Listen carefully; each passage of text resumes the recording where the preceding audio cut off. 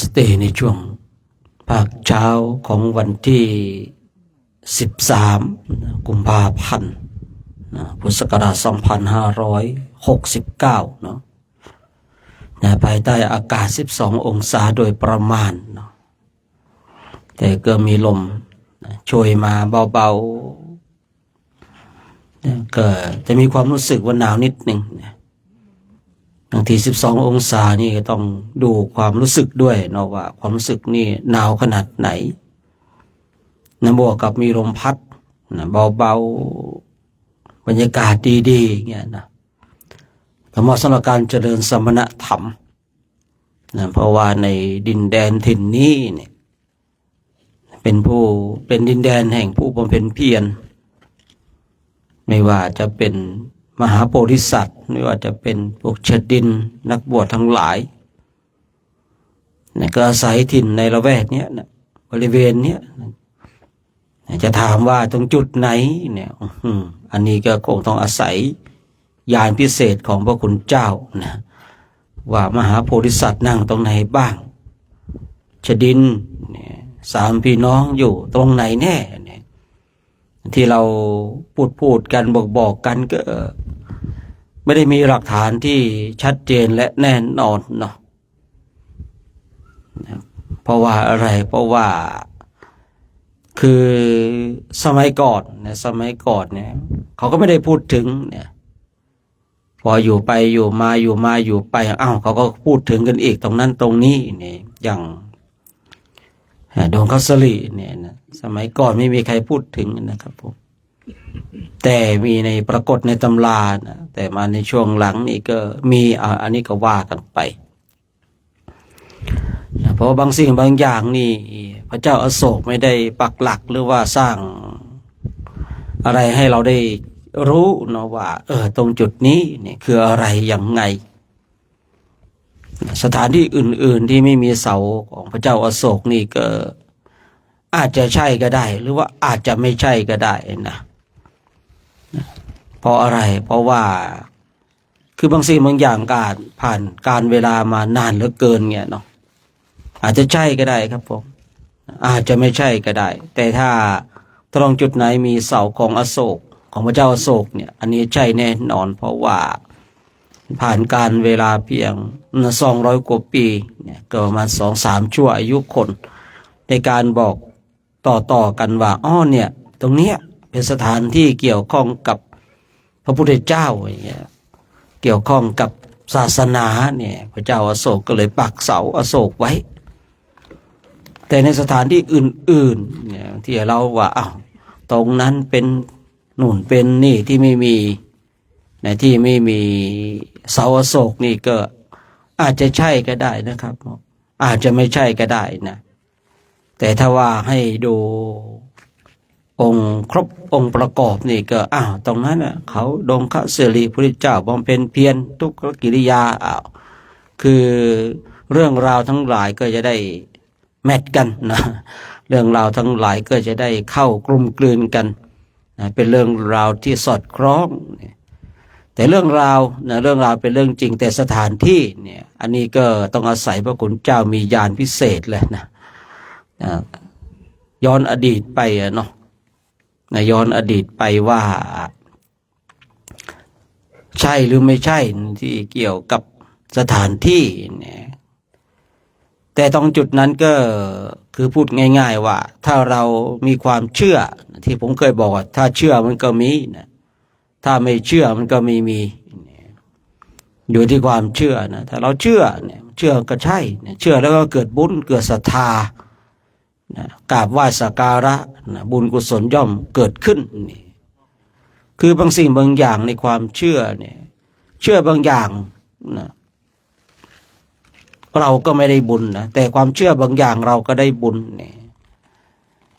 เราต้องไปพิจารณาแยกแยะด้วยสติด้วยปัญญาของตัวของเราเองอย่างสมมติว่าเราเชื่อว่าสถานที่ตรงนี้เนี่ยเป็นสถานที่ที่พระมหาโพธิสัตว์ได้บำเพ็ญเพียรทุกขกิริยามีความเชื่อมาระลึกนึกถึงเนาะ เมื่อเรากราบไหว้สักการะบูชาเนี่ยบุญกุศลก็เกิดขึ้นแต่ถ้าเราไม่เชื่อเนี่ยกราบยังไงมันก็ไม่ถูกครับผมกราบยังไงมันก็ไม่โดนนะกราบยังไงก็ไม่เจอนะเพราะอะไรเพราะเราไม่เชื่อเนี่ยแต่เรื่องราวอย่างที่บอกว่าเรื่องราวเนี่ยก็มีจริงนะแต่ว่าสถานที่เนี่ยก็ตรงจุดนี้ขึ้นอยู่กับความเชื่อของคนอย่างบางคนบางท่านที่กราบพระพุทธรูปเนี่ยเชื่อว่าเป็นองค์แทนพระเจ้าเนี่ยอ้าวกราบแล้วก็ได้บุญเนี่ยนะ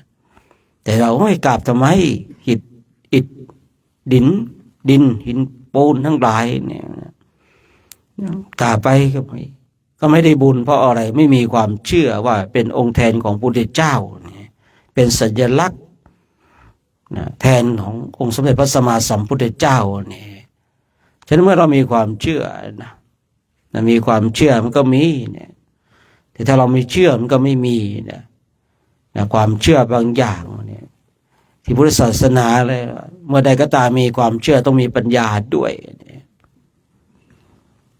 ถ้าเรามีปัญญาเราก็ต้องมีความเชื่อโดยต้องสอดคล้องกลมกลืนช่วยเหลืออนุเคราะห์สงเคราะห์ซึ่งกันและกันยิ่งเรามาอยู่ในประเทศอินเดียเนาะในช่วงนี้เราก็จะได้บรรยากาศลักษณะเช่นนี้เนี่ยเราก็จะได้พบได้เจอผู้คนในยามค่ำคืนขนาดเมื่อคืนเดินไปเดินมานะครับผมแขกมันยังมาหยิบของเอาไปเลยนะของเรานี่วางเกะขะไม่ได้นะท่านทั้งหลายขนาดนั้นเมื่อคืนเนี่ยนะครับผมสงสัยจะมาดูลาดเราตั้งแต่ตอนเย็นแล้วนะพอเราเข้าเต็นท์กันหมดแล้วมันย่องมาหยิบไปเลยครับผมไม่รู้ของอะไรใครหายนั่นแสดงว่าถูกเอาไปแล้วนะ ของอะไรหายแสดงว่าถูกหยิบไปแล้วนะไม่ได้นะครับผมเราจะต้องดูให้ดีของเราต้องเก็บให้ดีต้องเช็คให้ดีเพราะว่าตอนเย็นเนี่ยบางทีเขาอาจจะไม่รู้เนาะบางคนก็มาดูบางคนก็มาดูว่ามีอะไรบ้างที่พอที่จะหยิบติดไม้ติดมือไปได้นะเพราะว่าลักษณะแห่งการหยิบชิ้นนี้แสดงว่าดูไว้ก่อนแล้วพอเดินมาปุ๊บหยิบไปปั๊บเลยไงนะแล้วก็หายแวบไปเลยอย่างเงี้ยนะฉะนั้นเราท่านทั้งหลายก็ข้าวของเครื่องใช้ของเรานะครับถ้าเรายังอะไรเขาอยู่ถ้าเราอยากจะใช้เขาอยู่ก็ดูแลเขานิดนึงเนี่ยแต่ถ้าว่าเรานี่อยากจะเปลี่ยนใหม่มีโปรแกรมเปลี่ยนใหม่อยากจะสละอันนี้ก็ไม่ว่ากันนะแต่ว่าอย่าไปเดือดร้อนนะไม่ใช่ว่าหายแล้วต้องแบบโอ้โหเดือดร้อนดูดิเราเดินมาเนี่ยมีเซเว่นที่ไหนล่ะเนี่ยมีร้านค้าขายเหมือนกับทางบ้านเราหรือเปล่าไม่มีนะของบางอย่างเนี่ยหมดอายุตั้งหลายปีแล้วเขาก็ยังกินกันอยู่นะครับผมออกมารอบนอกแบบนี้เนี่ยแต่ข้าวของบางสิ่งบางอย่างนี่เนี่ยก่อนที่จะถามราคาต้องดูวันหมดอายุก่อนนะขนาดผมเนี่ยมายังเป็นประจำนะขนาดดูแล้วดูอีกไอ้ซองที่เราดูไม่หมดอายุครับแต่ไอ้ซองที่มันมาให้หมดอายุครับผมขนาดดูแล้วดูอีกนะเช็คแล้วเช็คอีกก็ยังพลาดท่านะเราออกมารอบนอกแบบนี้ก็จะเห็นการเป็นอยู่ของผู้คนนะเป็นเช่นเนี้ยนะเขาไม่ได้มีความทุกข์อย่างที่เราเห็นนะเราเนี่ยอาจจะเห็นเขาว่าเขามีความทุกข์แต่เขาไม่ได้ทุกข์อย่างที่เราเห็นไอ้เราเองนี่แหละที่ทุกข์แทนเขาเขานี่ก็คงจะว่าอะไรมาเดินกันโลกไปถึงไหนแล้วเขามีรถนั่งกันแล้วพวกนี้ยังเดินอยู่โง่หรือเปล่าไม่รู้เนี่ยเขาอาจจะมองเราเช่นนี้ก็ได้เนาะไอ้เราอาจจะมองเขาว่าโอ้โหน่าสงสารจังเลยดูดินะเด็กตัวน้อยๆวิ่งดู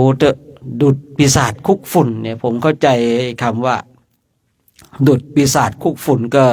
ประเทศอินเดียเมื่อก่อนเราอ่านเจอเนี่ยอ่านเจอแล้วก็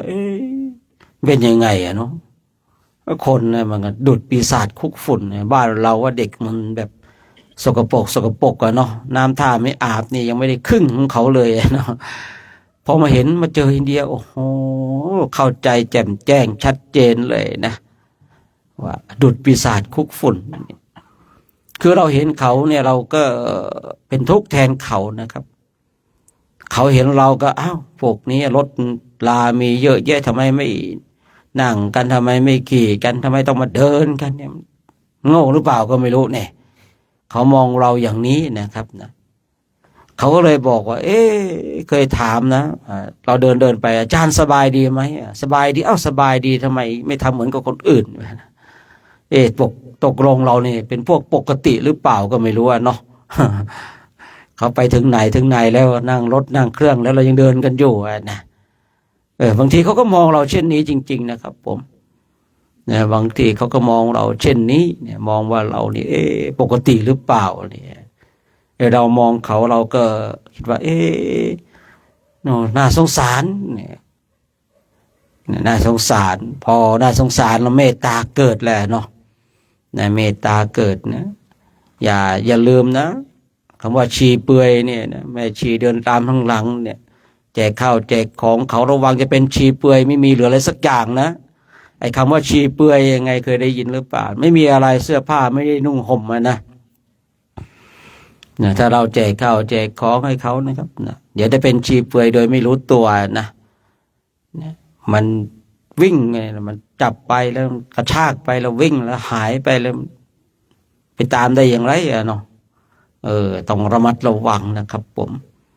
ต้องระมัดระวังให้ดีในการออกจาริกในประเทศอินเดียเนี่ยสติสัมปชัญญะต้องมีอยู่ตลอดเวลานะครับผมถ้าเราขาดสติเมื่อไรเผลอเมื่อไรเนี่ยเราอาจจะสูญเสียสิ่งที่เราชอบอกชอบใจแต่ถ้าว่าเราเนี่ยทำใจของเราได้ถูกต้องแล้วดีแล้วมันหายก็ให้มันหายไปไม่ต้องหาใหม่อย่างนี้อันนี้ก็โออยู่นะครับ ฉะนั้นเราก็มาทำหน้าที่ของเราซึ่งในช่วงเช้าของวันนี้ก็อากาศก็อย่างที่ได้กล่าวไว้เมื่อสักครู่นี้ก็ประมาณ12 องศาแต่ว่าเราทั้งหลายก็มีถุงนอนอันเดียวแล้วเนาะพระเดชพระคุณหลวงพ่อเนี่ยจัดหาถุงนอนที่เสียบ power bank ได้เนาะเราก็เลยนอนกันแบบสบายเมื่อคืนผมก็ลุกเดินจงกรม5 ทุ่มกว่าจะได้นอนก็เที่ยงคืนนะครับผมเที่ยงคืนก็เห็นพระคุณเจ้าเงียบไม่มีการขยับตัวเลยนะมีที่ผีก๊อบแก๊บมาอยู่เต็นท์หนึ่งนะดึกแล้วยังก๊อบแก๊บอยู่มีเต็นท์ตรงนี้ไม่บอกกันเดี๋ยวเขาจะอายนะผีก๊อบแก๊บมาดึกแล้วยังลุกมาก๊อบแก๊บอยู่นะมีเหมือนกันนะใส่ท้องมันแบบเรียกร้องเนาะท้องมาเรียกร้องแล้วผีก๊อบแก๊บแกะถั่วดินหรือเปล่าก็ไม่รู้นะ อันนี้ก็ว่ากันไปนะพระเดชพระคุณหลวงพ่อก็ได้จัดหาถุงนอนให้เราเพราะว่าอะไรอากาศนะครับอากาศเป็นอย่างนี้ก็พอดีครับถุงนอนเข้าไปทำให้เราได้จำวัดได้ในสบายๆในยามค่ำคืนนะครับผมตื่นเช้ามาเราก็จะได้มาบำเพ็ญเพียรภาวนามาทำหน้าที่ของเราอย่าให้อากาศเป็นอุปสรรคต่อการบำเพ็ญเพียรของเราจะให้ความร้อนความหนาวมาเป็นอุปสรรคในการสร้างความเพียรของเราที่เคยพูดเคยคุยไปบ่อยว่าที่ร้อนนักมักอ้างว่าหนาวนักมักอ้างว่าเนี่ยเหนื่อยนักมักอ้างว่าเนี่ยยิ่งเรามาเดินในเนี่ยเราตั้งจิตว่าเรามาแสวงบุญเรามากอบโกยบุญท่านทั้งหลายเนี่ยเวลาที่เราพอที่จะนั่งภาวนาในยามค่ำคืนแล้วเราก็นั่งไปนะในเวลาที่เราจะนอนยังมีอีกเยอะท่านทั้งหลายเวลาแห่งความสร้างความเพียรเหลือน้อยลงไปทุกทีแหละยิ่งบุคคลที่มีอายุมากเนี่ยยิ่งเหลือน้อยลงไปทุกทีเหมือนตะวันที่จะรับขอบฟ้าเหมือนเทียนที่ถูกจุดแล้วเนี่ยมันเริ่มมอดไหม้เหลืออีกนิดเดียวนะเหลือนิดเดียวจะมอดไหม้จะหมดแล้วชีวิตของเราเองก็เหมือนกันต้องปรารภความเพียรเนี่ยปรารภความเพียรคือนอนดึกกับการเล่นโทรศัพท์กับ การนอนดึกบำเพ็ญเพียรภาวนาเนี่ยมันจะแตกต่างกันในตอนเช้านะถ้านอนดึกสำหรับการเล่นโทรศัพท์เล่นคอมคุยเพ้อเจ้อเนี่ยมันไม่มีกำลังมันทำให้เราอ่อนเพลียทำให้เราเป็นบุคคลที่ง่วงเหงาหาวนอน แต่ถ้าว่าเรานอนดึกกับการบำเพ็ญเพียรในการเดินจงกรมนั่งสมาธิเนี่ยมันจะมีกำลังในการขับเคลื่อนเนี่ยบางทีถ้าเราฝึกฝนอบรมไปเนี่ยบางทีนอนชั่วโมงเดียวมันก็เพียงพอแล้วนะแต่ถ้าว่าเราเล่นโทรศัพท์ดูหนังฟังเพลงพวกนี้นะชั่วโมงเดียวไม่พอครับผมนะเพราะว่า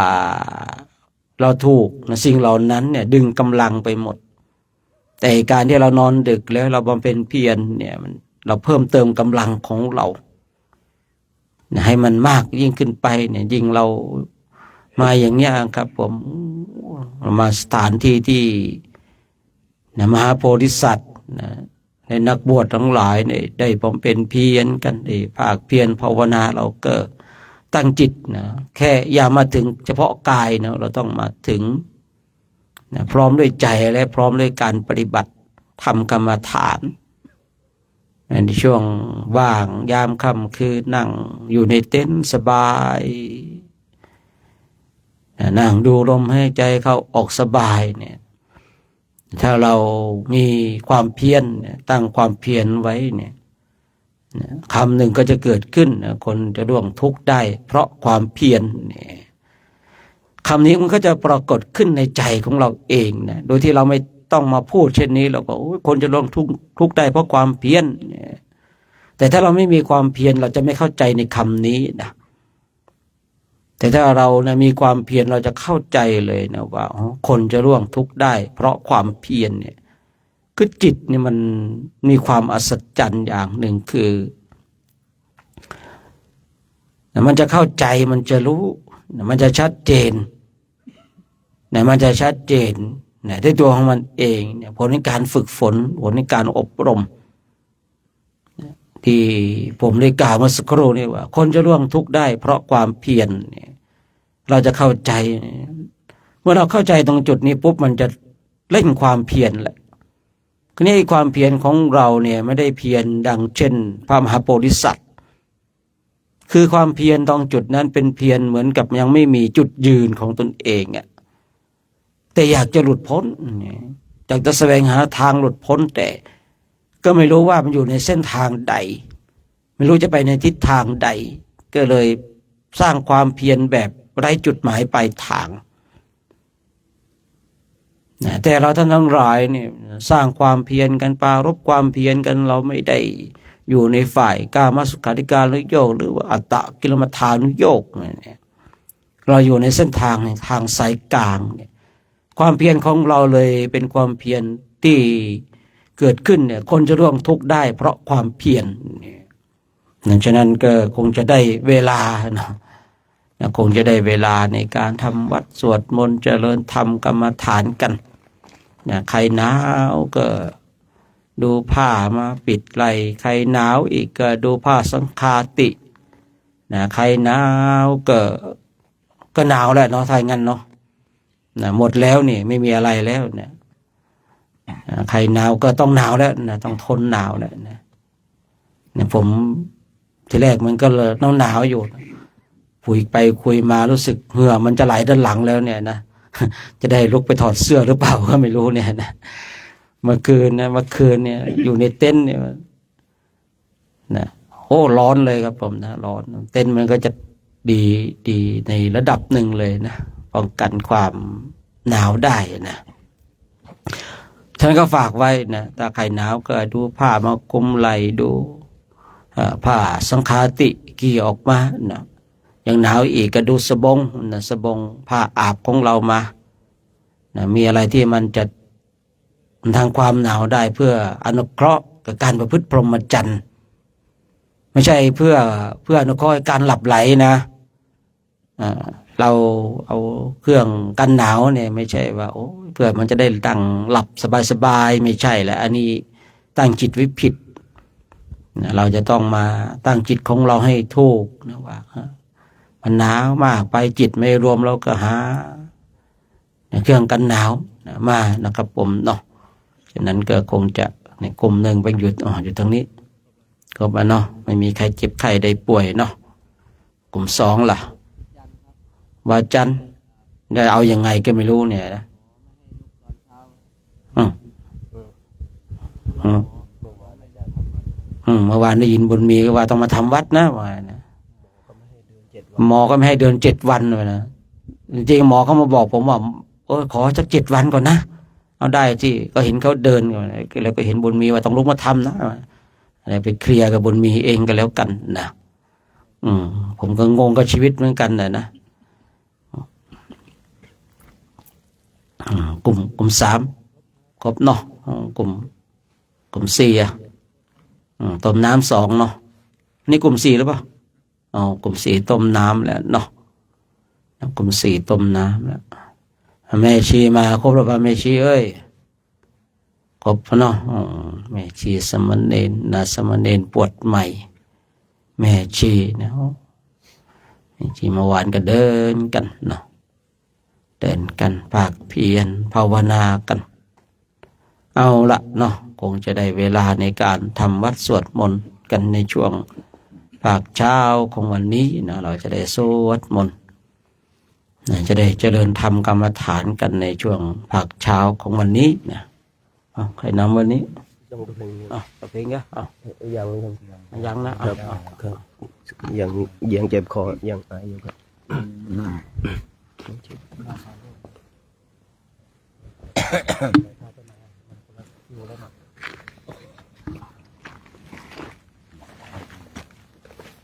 ยังพอดี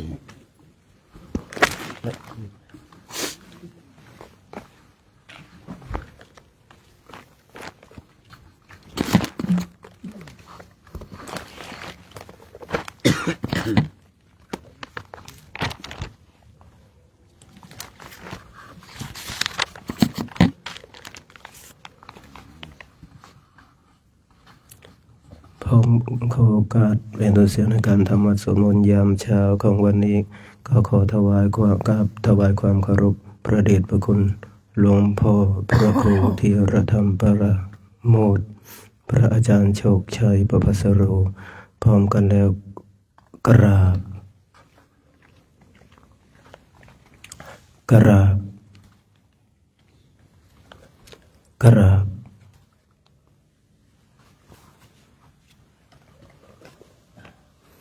โยโสภะคะวะอะระหังสัมมาสัมพุทโธสวากขาโตเยนะภะคะวะตาธัมโมสุปฏิปันโนยัสสะภะคะวะโตสาวกสังโฆธัมมายังภะคะวันตังสัทธัมมังสัสสังฆังอิเมหิสการเรหิยะทะระหังอาโรปิเตหิอภิปูชยามะสาธุโนพันเตภะคะวะสุจิระปรินิพพุโตปิปัจฉิมาชนะตาดุกัมปมานัสสะอิเมสการเรทุกขตาปันนาการภูเตปฏิคันหาตุอัมหากังเท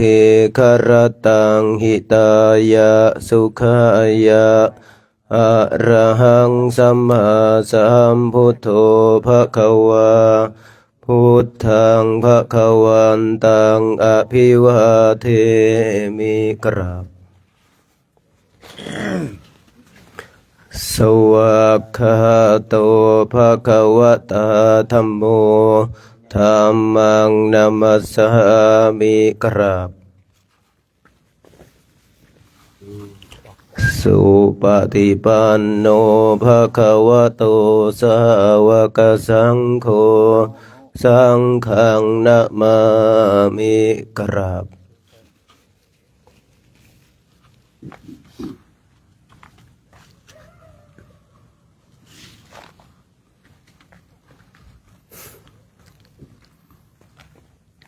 หันธรรมยังพุทธัสสะภะคะวะโตปุพพะคณมการังกโรมาสินะโมตัสสะภะคะวะโตอะระหะโตสัมมาสัมพุทธัสสะนะโมตัสสะภะคะวะโตอะระหะโตสัมมาสัมพุทธัสสะนะโมตัสสะภะคะวะโตอะระหะโตสัมมาสัมพุทธัสสะหันธรรมยังพุทธาภิทุติงกโรมาเสโยโสตถาคโตอะระหังสัมมาสัมพุทโธวิชชาจารณสัมปันโนสุขโตโลกวิทูอนุตตโรปุริสธรรมสารทิสัทธาเทวมนุสสานังคุตโตภควาโยอิมังโลกังสทเทวกังสมารกังสัพพมกังสัสสมณพราหมณิงปัจฉังสันเทวมนุสสังสยังอภิญญาสัจฉิกตวะปเวเทสิโยธรรมังเทเสสิอาทิกัลยานังมัจเฉกัลยานังปริโยสานกัลยานังสัทธังสัพยัญชนะเกวะละปริปุณังปริสุทธังบรมจริยังปะกาเสสิต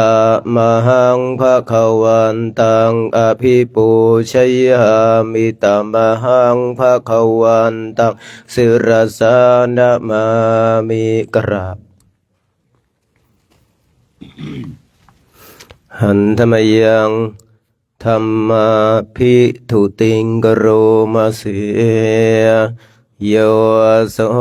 สวากขาโตภะคะวะตาธัมโมสันทิฏฐิโกอะกาลิโกเอหิปัสสิโกโอปานายิโกปัจจตังเวทิตาโพวินโยหิตมหังธัมมังอภิปูชยามิตมหังธัมมังศิรสานะมามิกราบ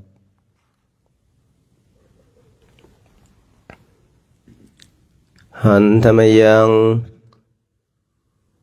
สังฆาภิตุติงกโรมาเสโยโสสุปฏิปันโนภะคะวะโตสา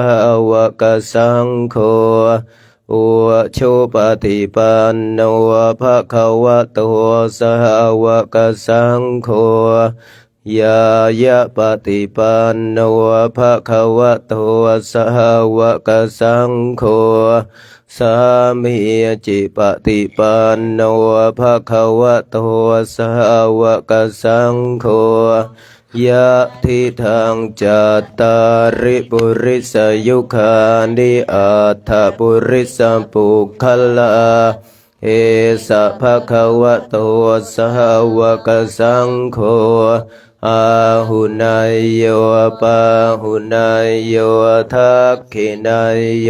อัญชลียกรณิโยอนุตตรังปุญญเขตังโลกัสสะตมหังสังฆังอภิปูชยามิตมหังสังฆังศิรสะนะมามิกราบ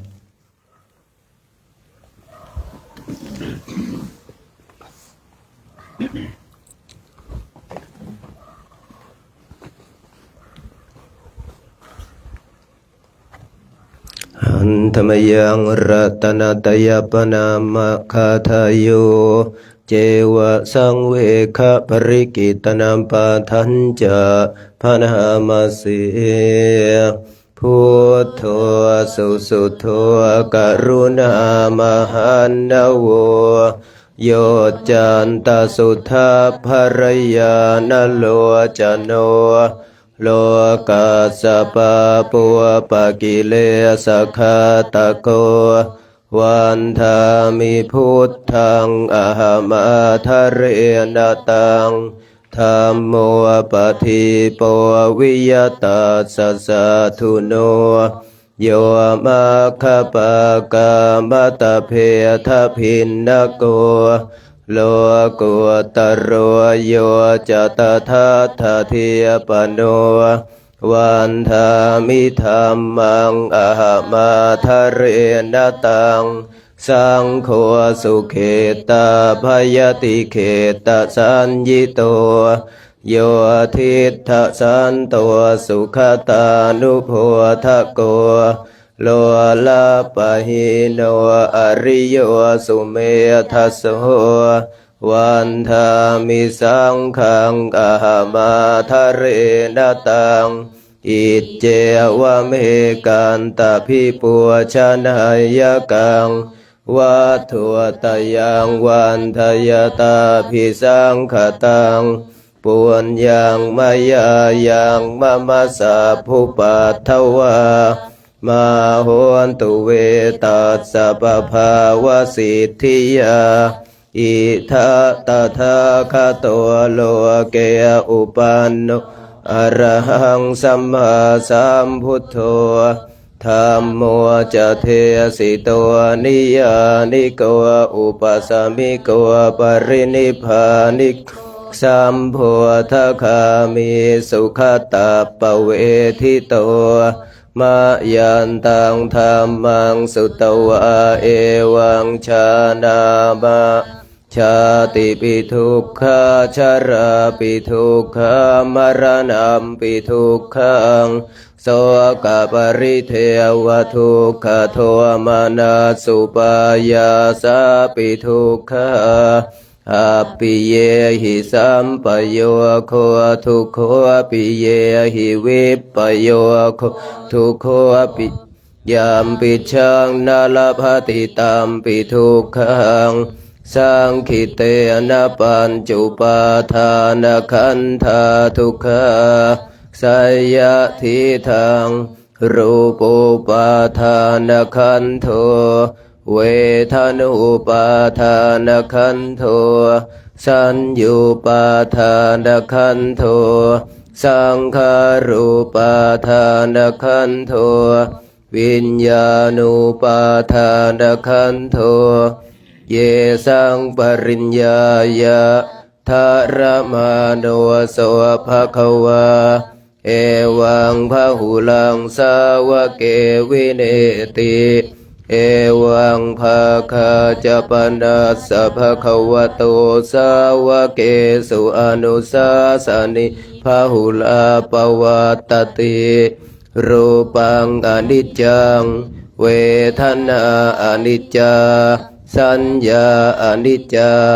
สังขาราอนิจจาวิญญาณังอนิจจังรูปังอนัตตาเวทนาอนัตตาสัญญาอนัตตาสังขาราอนัตตาวิญญาณังอนัตตาสัพเพสังขาราอนิจจาสัพเพธัมมาอนัตตาติโอทินามหาชาติยาชรามรเนนะโสเกหิปริเทเวหิทุกเขหิโทมานาเสหิอุปายาเสหิทุกโคตินาทุกขปเรตาอเปวนามิมัสสะเกวลาสะทุกขขันธัสสะอันตกิริยปัญญาเยทาติจิระปรินิพพุตัมปิตังภคะวันตังอุทิสสะอรหันตังสัมมาสัมพุทธังสัทธาอาคารัสสมาอนาคาริยังปัพพชิตาตัสสมิงภะคะวะติบรมจริยังจรามา ภิกขุนังสิกขาสาชีวสมาปันนาตังโนพรัมบจริยังอิมาสเกวัตสทุกขคันทัสสะอันตกิริยายะสังวัตตุติ จีราปรินิพพุตังปิตังรัตวันตังสารนังคาตาธัมมัญจาสังฆัญจาตัสสะภะคะวะโตสาสนังยะถาสติยะถาภรังมนสิกาโลมาอนุปติปัชฌามาสาสาโลปฏิปติอิมาสเกวราสาธุขคันทัสสะอันตกิริยายะสังวัตตุ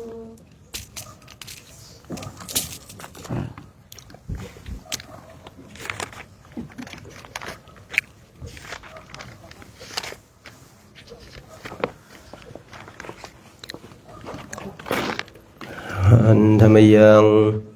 ตังคณิกปัจจเวคขณาปาทังพนามาเสปฏิสังขายโยนิโสจิวรังปฏิเสวามิยาวะเทวาสิตัสสะปฏิฆาตายะดังสมะกัสสวะตาตปะสิริงสัพพสัมผัสสานังปฏิฆาตายะยาวะเทวะหิริกวะปินาปฏิชาธนาทังปฏิสังขายโยนิโสปินทปาตังปฏิเสวามิเนวะทวายานามัทายานามันดานายานาวิภูสนายะยาวะเทวะอิมาสกายาสถิติยายาปนายาวิหิงสุปรติยาพรหมจริยานุขหายาอิติปุรานันจะเวทนังปฏิหังคามินาวันจะเวทนังนาอุปาเทสามิยาตราจะเมภวิสันติอนาวาชตาจะภาสเวหโรจาติปฏิสังขายโยนิโสเสนาสนังปฏิเสวามิยาวะเทวาสิตัสสะปฏิฆาตายะอุณหัสสะปฏิฆาตายะดังสัมมากัสสวะตาตปะสิริงสัพพสัมผัสสานังปฏิฆาตายะยาวะเทวะอุตุปริสยวินโหทนังปฏิสัลลานารามัทธังปฏิสังขายโยนิโสขิลานาปัจจยเพสัชปริคารังปฏิเสวามิยาวะเทวะอุปันนานังวยาภาธิกานังเวทนานังปฏิฆาตายะอัพยาปัชชะปรมตายาตินา15หันธรรมยังสารพันเยนะพุทธมังคละคาทายโยพนามาเสสัมพุทโธทิปะทังเสโธนิสินโนเจวมหัชชิเมโกนทัญโยปุพพะเกจาอาคานายเยจักหัสสะโปสารีปุตโตจะทักขิเนหารติเยอุปาลิจาปัจฉิเมปิจานันโทพายาเพจะขาวามปติโมคคัลลาโนจะอุตตะเรยิสาเนปิจาราหุโลอิ เมโคมังคัลลาพุทธาสัพเพอิทาปฏิทิตาวันทิตาเตจามเหหิสักการะหิจาปุชิตาเอเตสังอานุภาเวนะสัพพะโสทิภวันตุโนอิเจวะมัจจันตานามัสสนายังนามัสสมาโนรัตนาตยังยังปุญญาภิสันทังวิปุลังอาลาทังตัสสะนุภาเวนะหตันตรายโยหน้า167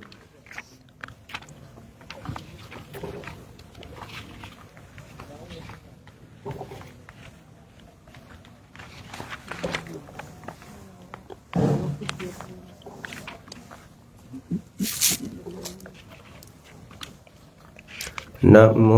ตัสสะภะคะวะโตอะระหะโตสัมมาสัมพุทธัสสะนะโมตัสสะภะคะวะโตอะระหะโตสัมมาสัมพุทธัสสะนะโมตัสสะภะคะวะโตอะระหะโตสัมมาสัมพุทธัสสะชยาสนากันตาพุทธาเจตวามารังสวาหานังจตุสัจจาสัพพะระสังเยปิวิงสุนรสัมภาตันหังกรันทโยพุทธาอาทวีสตินายักสัพเพปันติทิตามัยหังมัทธเกเตมุนีสระเสียเสียปันติทิตัวมัยหังพุทโธธรรมโมทวิโลจันเนสังโฆปันติทิมัยหังอุเรสัพพคุณากโรหัทเยเมอนุรุทโธสาริปุตโตจันทาคิปินทิมภาคัสสมิงโมกขันลาโนจวามะเกทัพไมหังอุทราหุโลกาสัมปวจมหานามัวอุภาสุงวามโสตะเกเกสันตุปิทิมภาคัสสมิงสุริโยวะปะพังกโรนิสินโนสิริสัมปันโนโสภิโตมุนิปุงขวะกุมารกาสัพเทโรมเหสีจิตวาทะโกโสมัยหังวะทันเนนิจจังปฏิทัสสิคุณากโรปุณโนอังคุลิมาโลจะอุปาเลียนันทเสียวะเลียเทระปัญจอิเมชาตานาลาเตติลกามะมะเสสาเสียนติมหันเทระวิชิตาชินสาวกาเอเตสิติมหันเทระชิตวันโตจิรัสสะชาลันตาเสียละเตเช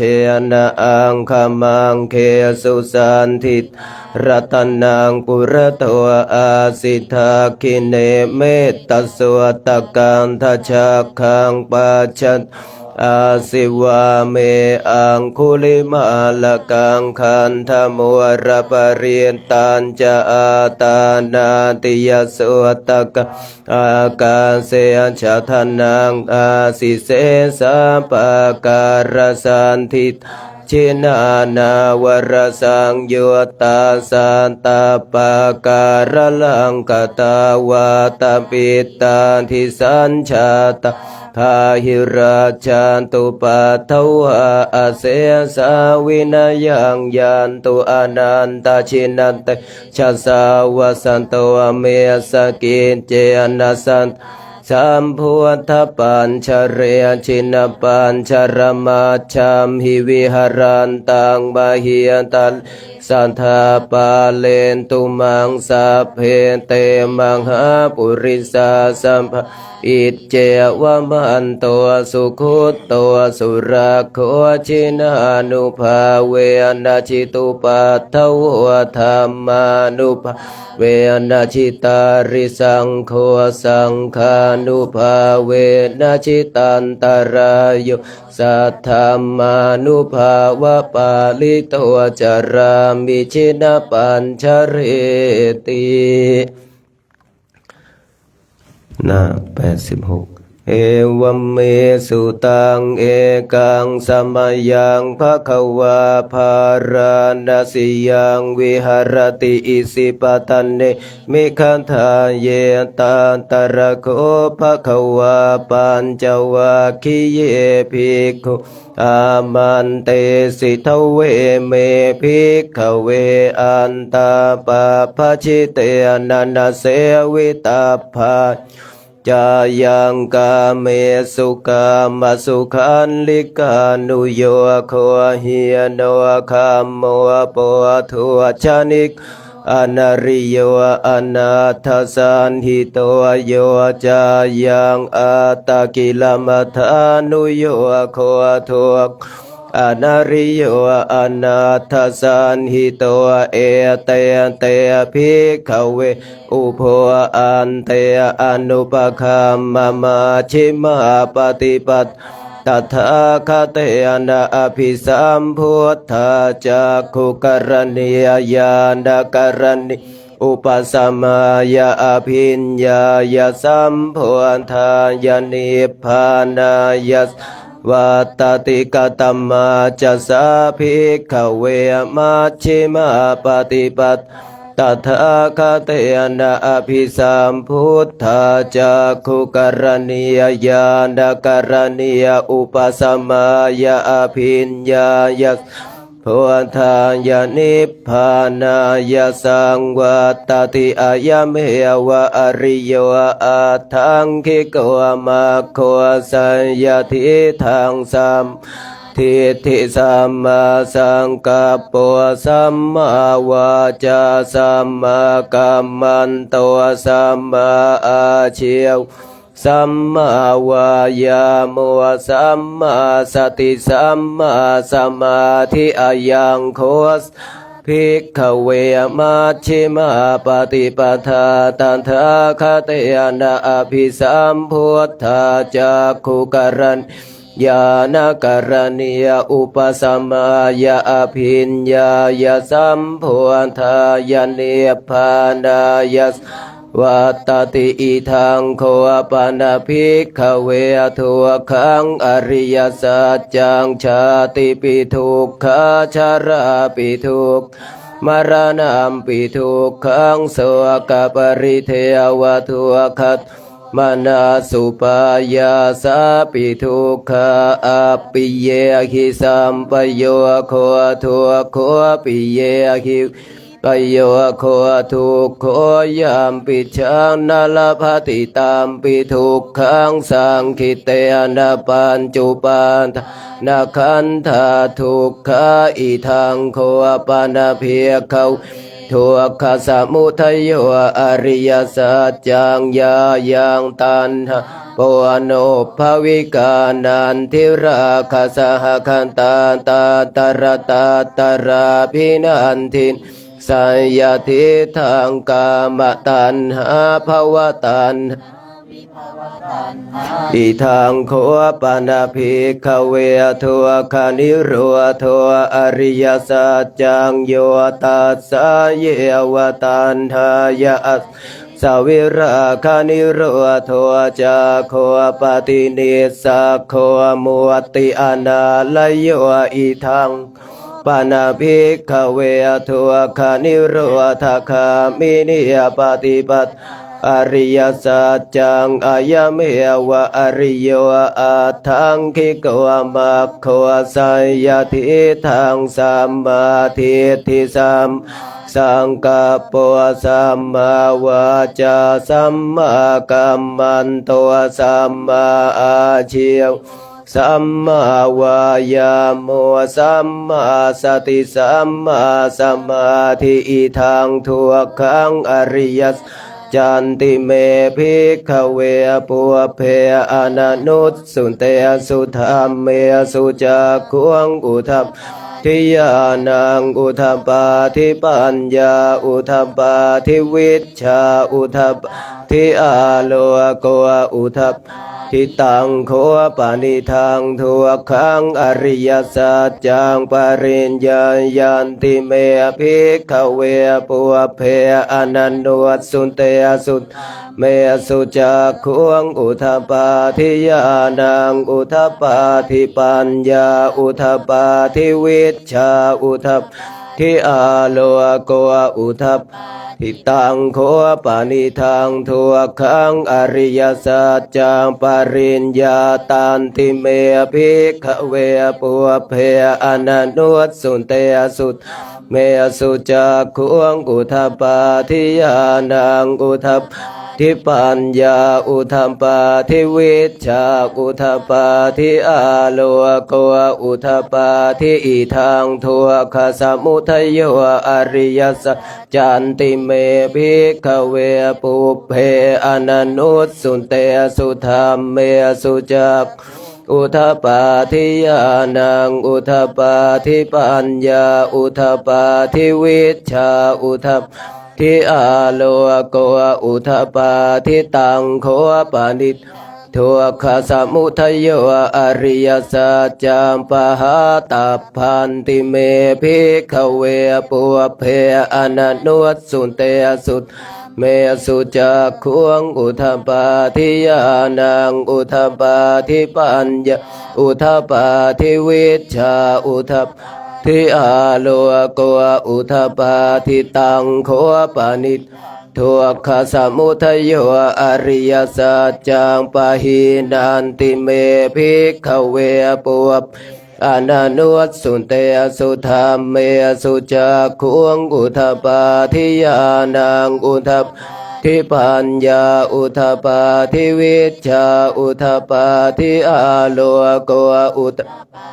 อิทังทุกขนิโรธอริยสัจจันติเมภิกขเวปุเพอนันโนสุเตสุธรรมเมสุจักขุงอุทัปทิยานังอุทัปปาทิปัญญาอุทัปปาทิวิชชาอุทัปทิอาโลโกอุทัปปาทิตังโคปานิทังทุกขนิโรธอริยสัจจังสัจฉิกาตัพพันติเมภิกขเวปุอนันโนสุเตสุธรรมเมสุจักขุงอุทัปปาทิยานังอุทัปทิปัญญาอุทัปปาทิวิชชาอุทัปปาทิอาโลโกอุทัปทิตังโคปานิทังทุกขนิโรธอริยสัจจังสัจฉิกตันติเมภิกขเวปุเพอนันโนสุเตสุธรรมอุทัปปาทิอาโลโกอุทัป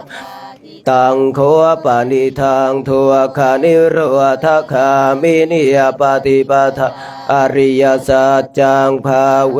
ตัพพันติเมภิกขเวปุเพอนันโนสุเตสุธรรมเมสุจักขุงอุทัปทิยาทิปัญญาอุทัปปาทิวิชชาอุทัปทิอาโลโกอุทัปปาทิยาวกีวันจะเมภิกขเวอิเมสุจตุสุอริยสัจเจสุเอวันติปริวัตตังทวาทัสสะการังยัตโห ภูตังญาณทัสสนังนสุวันติปริวัตตังทวาทัสสะการังยถาภูตังญาณทัสสันสุวิสุทธังอโหสิอัฏฐาหังภิกขเวสเทวะเกโลเกสมาระเกสพรามเกสัสสมณพรามณิยาปัจจายสันเทวมนุสสายอนุตตรังสัมมาสัมโพธิงอภิสัมพุทโธปัจจัญญาสิงญาณอัตตมนาปัญจวัคคียาภิกขุภควโตภาสิทธอภินันทุงอิมาสมิงจปนวายากรณาสมิงพันยมานิอายัสสมันโตโกนทันยัสสวิรชังวิตมลธรรมจักขุงอุทปาทิยังกินจิตสมณเณนวะพรามณเณนวะเทเวนวะมาเรนวะพรามุนาวะเกณจิวะโลกัสสมินติภูมิเทวาสัทธมนุสสาเวสุตาวติงสานังเทวานังสัทธังสุตวะยามาเทวาสัทธมนุสสาเวสุงยามานะเทวานังสามิตวาสวัตติเทวาสัทธมนุสสาเวสปารานิมิตวาสวัตตินังเทวานังสัทธังสุตวะพรหมปริสัชชาเทวะสัทธมนุสสาเวสุพรหมปริสัชชานะเทวาเยสมหาพรหมานังเทวานังสัทธังสุตวะปริตาภาเทวาสัทธมนุสสาเวสุปริตาภานังเทสัทธังสุตวะอาภัสสราเทวาสัทธมนุสสาเวสุอาภัสสรานังเทวานังสัทธังสุตวะสุภกินนาคาเทวาสัทธมนุสสาเวสุสุภกินนาคานังเทวานังสัทธังสุตวะเวหาภลาเทวาสัทธมนุสสาเวสุงเวหาวะอัตตปาเทวาสัทธมนุสสาเวสอัตตปานังเทวานังสัทธังสุตวะสุทัสสะเทวะสัทธมนุสสาเวสุงสุทัสสะนังเทวานะสัทธังสุตวะสุทัสสิเทวาสัทธมนุสสาเวสุสุทัสสินังเทวานังสัทธังสุตวะอากานิทกาเทวาสัทธมนุสสาเวสุงเอตัมภควตาภารณสิยังอิสิปตันเนมิคทาเยอนุตตรังธรรมจักกังปวัตติตังอัปปติวัตติยังสมณเณนวะพรามเณนวะเทเวสมินติอิติหะเตนะคะเนนะเตนะมุหุเตนะยะวะพรหมโลกาสัทโธอาภุคคาชิอายัญจะทัสสะหัสสิโลกาทา ตุสังกัมปิสัมปะกัมปิสัมปะเวทิอาปมาโนจะโอลาโรโอภาโสโลกาสิวัตโพโกนทันโยอัญญาสิวัตโพโกนทันโยติอิติหิทังอายัสสมะตัวโกนทันยัสสะอัญญาโกนทันโยตะเววนามังอโหสิติหน้า75สักกะตวะพุทธรตนังโอสทังอุตมังวรหิตังเทวมนุสานังพุทธเตเชนะโสทินนาสันตุปัทถวาสัพเพทุกขาวุปสัมมิตุเตสักกะตวะธรรมรตนังโอสทังอุตมังวรปริลาหัวปัสสมนังธรรมเตเชนะโสทินนาสันตุปัทถวาสัพเพยังสเตเชนะโสทินานาสันตุปัทถวาสัพเพโรคะวุปสัมมินตุเต77โพชฌังโฆสติสังฆาตัวธรรมานังวิจโยตถาวิริยมปิติปัสสันติโพชฌังคาจตันทาปเรสังวัตตันติอภิญญายนิพพานายะจโพธิยะเอเตนะสัจวัชเชนะโสทิเตโห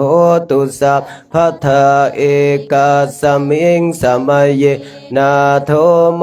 คัลลานันจกัสสปังทุกขิเตทิสวะโพชังเคสัตตันเทสยิเตจัตอภินันทิตวารวคามุจิงสุตังคันเนเอเตนะสัจวัชเชนะโสทิเตโหตุสัพพทาเอกันทาทาวุธาสิทานะโสเอเตนะสัจวัชเชนะโสทิเตโหตุสัพพทาปะหินาเตจะอาภาธาตินันนามปิมาหิสินังมาคังคตกิเลสะวะปะตานุปาติธรรมตังเอเตนะสัจวัชเชนะโสทิเตโหตุสัพพทา62มาสามาสุวัตถิโหตุยานิทัพพุตานิสัมมาคตานิภูมานิวายานิวะอันตลิเกตถาคตังเท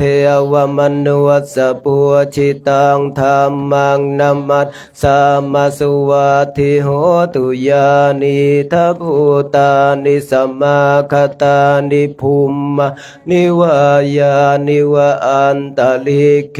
ตถาคตังเทวมนุสปุชิตังนัมมาสามาสุวัตถิโหตุ72นะโมเม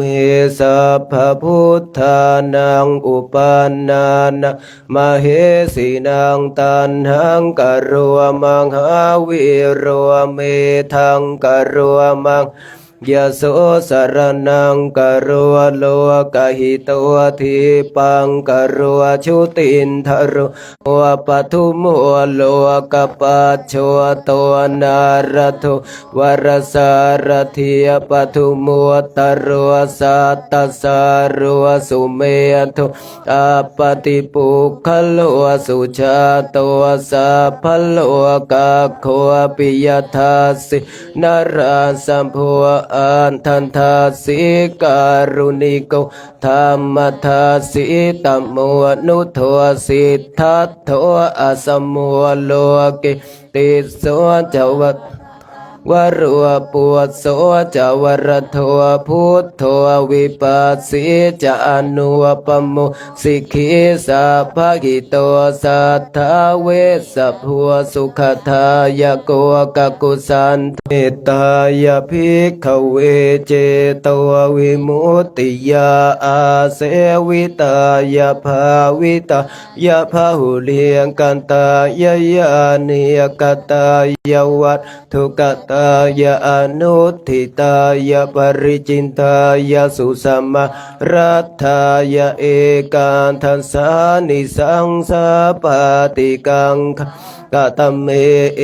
กันทัสสะสุขังสุปฏิสุขปฏิพุชชตินาปาปะกังสุวากรรมติตุวตังจิตตังสมาธิยติมัวขวันโนเว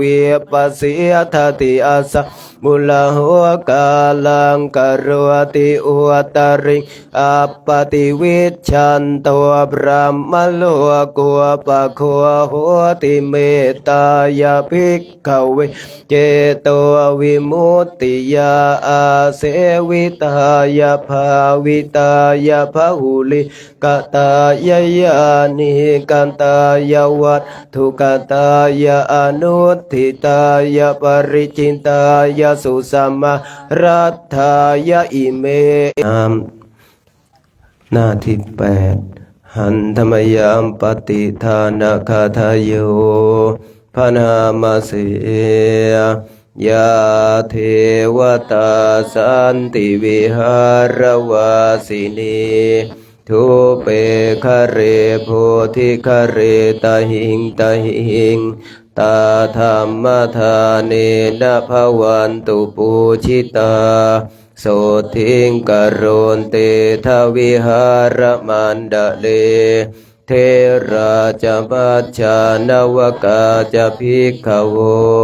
สารามิกาทาตาอัทโวปปาติกานิยานิกังธรรมวรังปฏิจจเตสัพเพปิทุกขาสกโรนตุสังขยังทาตุจิรังสตังธรรมโมธรรมจะปุคลาสังโฆโหตุสัมมัคโควะอัฏฐายะจหิตายะจะอัมเหระคตุสัทธัมโมสัพเพปิธัมมจาริโน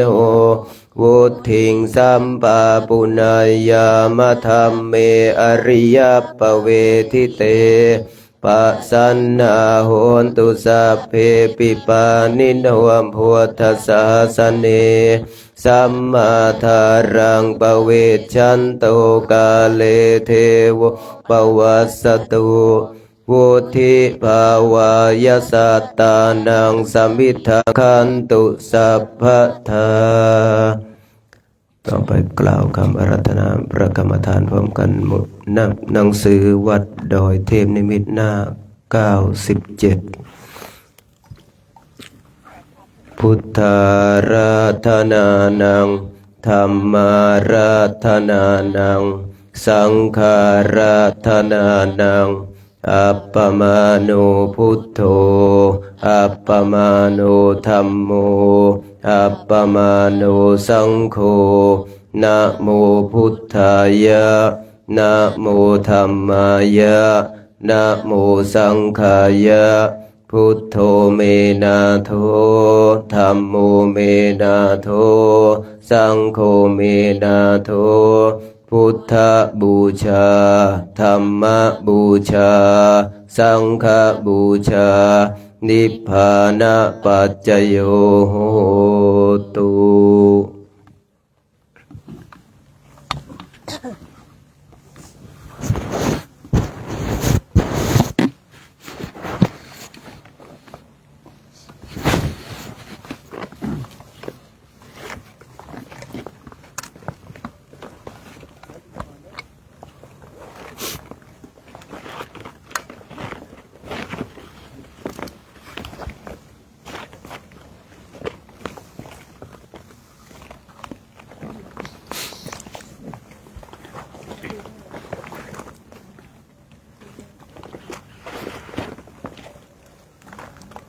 มหาสมณะนี้เนี่ยมีฤทธิ์มากมีอานุภาพมาก แต่คงไม่เป็นพระอรหันต์เหมือนกับเราแน่ นี่คือคำกล่าวของอุรุเวนกัสสปะซึ่งอุรุเวนกัสสปะเองนั้นก็ก่อนหน้านั้นก็เป็นผู้ที่มีทิฏฐิมีมานะเป็นคณาจารย์ใหญ่มีบริวารมากบวกกับมีคนศรัทธายกย่องเลยเกิดทิฏฐิเลยเกิดมานะเกิดอัตตาตัวตนขณะพระพุทธเจ้าของเราทรงแสดงฤทธิ์หลายๆอย่างกว่าจะยอมให้กว่าจะลงให้นี่ยากเหลือเกินอุรุเวนกัสสปะนี่ถ้า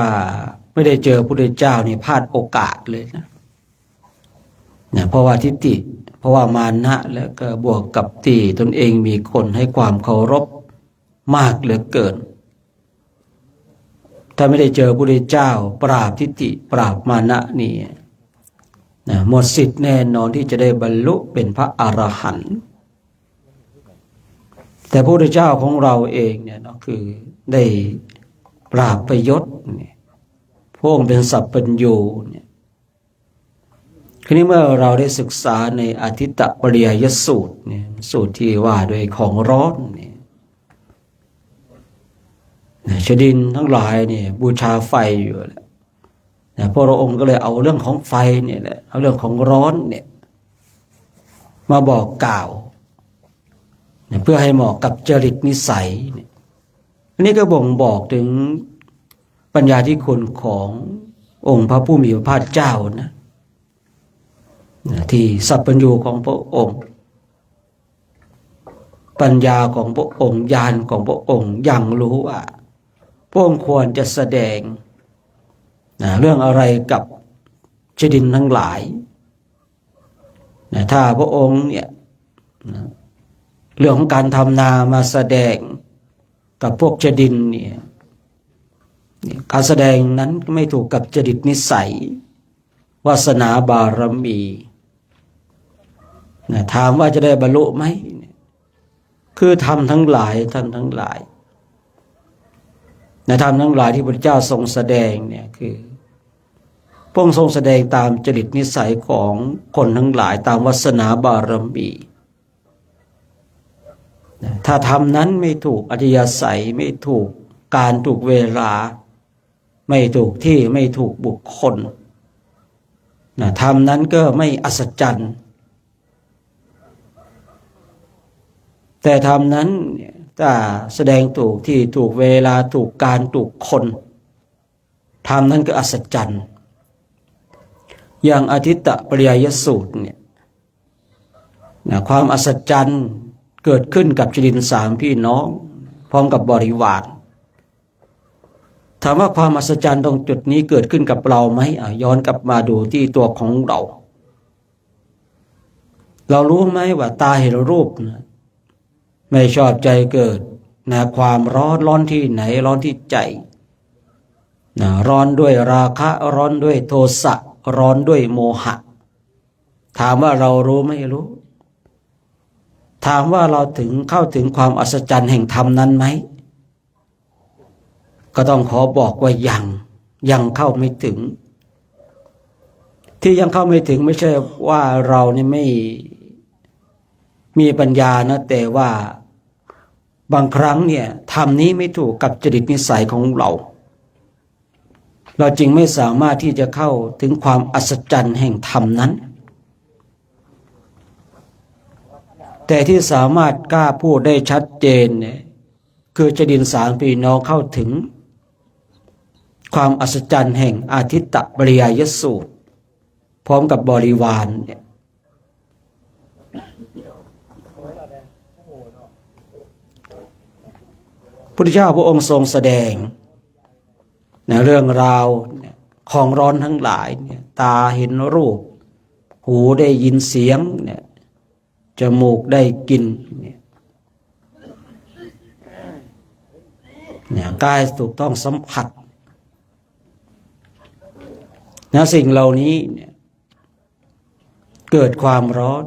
เป็นเหตุให้เกิดความร้อน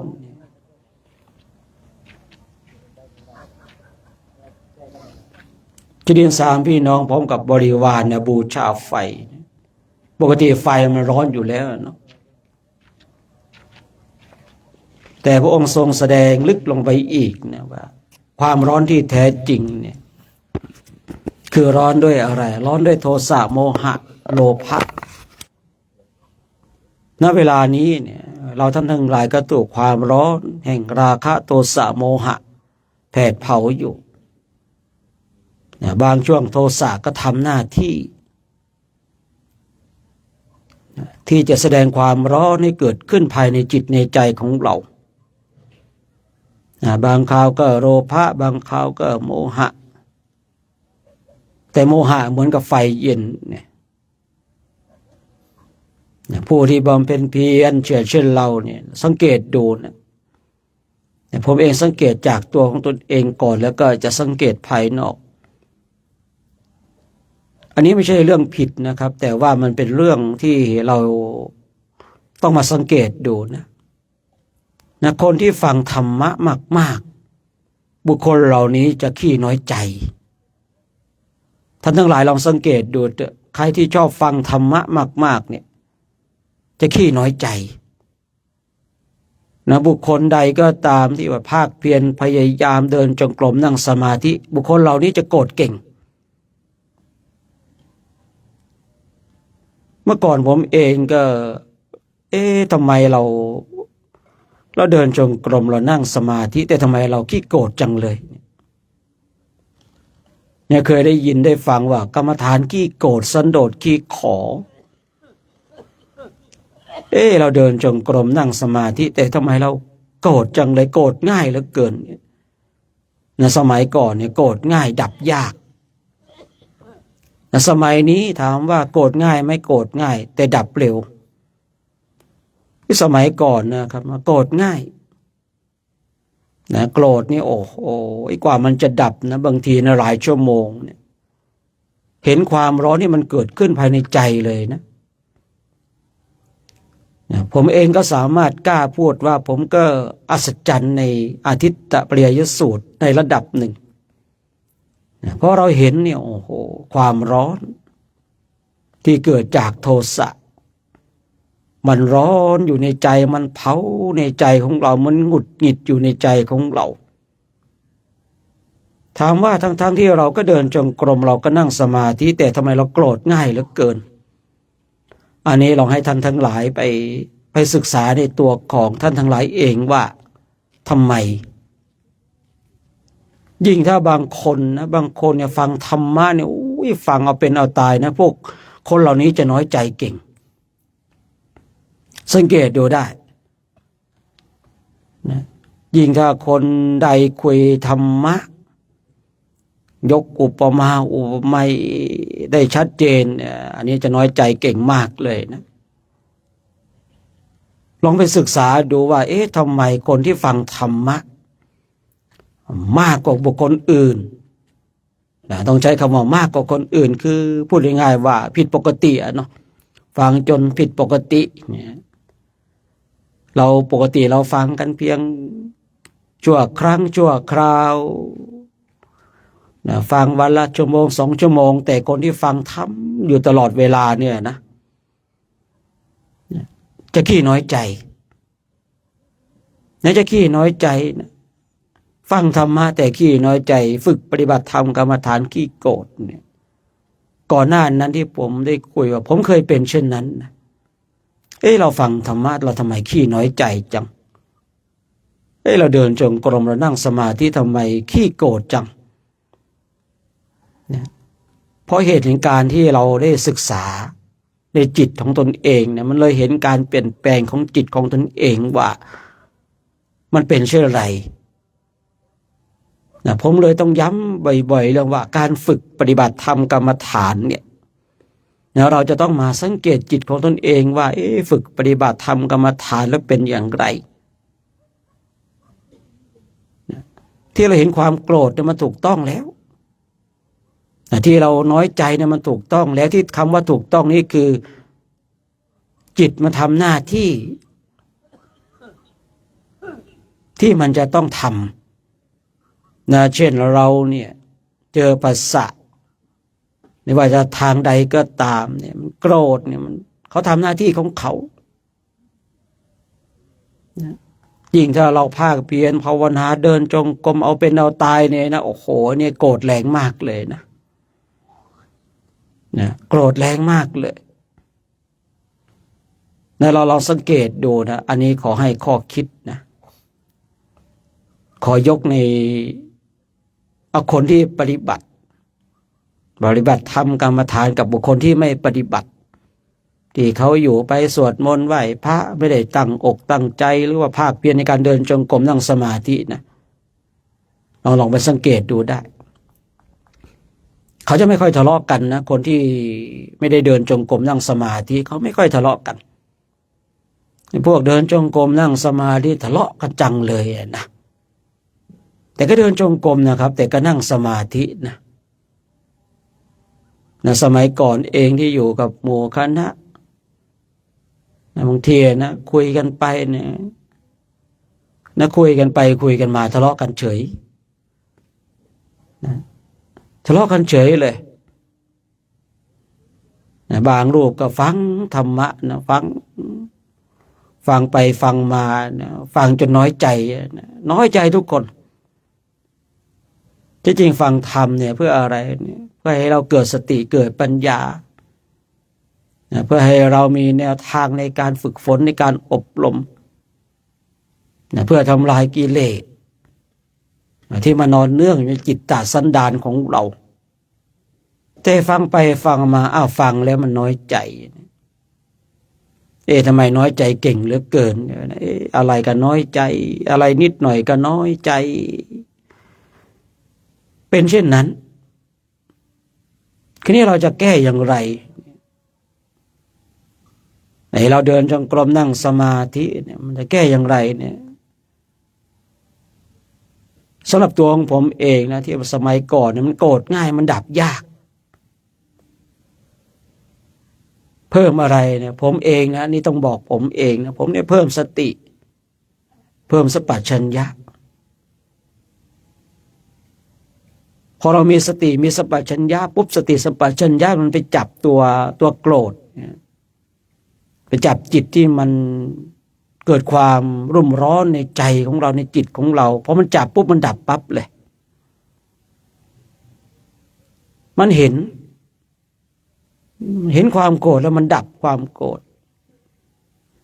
มันดับในขณะนั้นเลยนะคือมันดับแบบไม่เหลือเชื้อที่จะไปก่อร่างสร้างความโกรธให้กับเราอีกกับเรื่องนั้นๆนะคือต้องบอกในเรื่องนั้นๆนะคือมันดับแล้วดับเลยแต่ถ้าเราไม่มีสติไม่มีสัมปชัญญะเนี่ยให้มันดับโดยการเวลาการเวลาไปบางทีเนี่ยเดินไปเดินมายังนึกถึงความโกรธที่เราเคยโกรธคนนั้นคนนี้เนี่ยมันยังผุดขึ้นมาอีก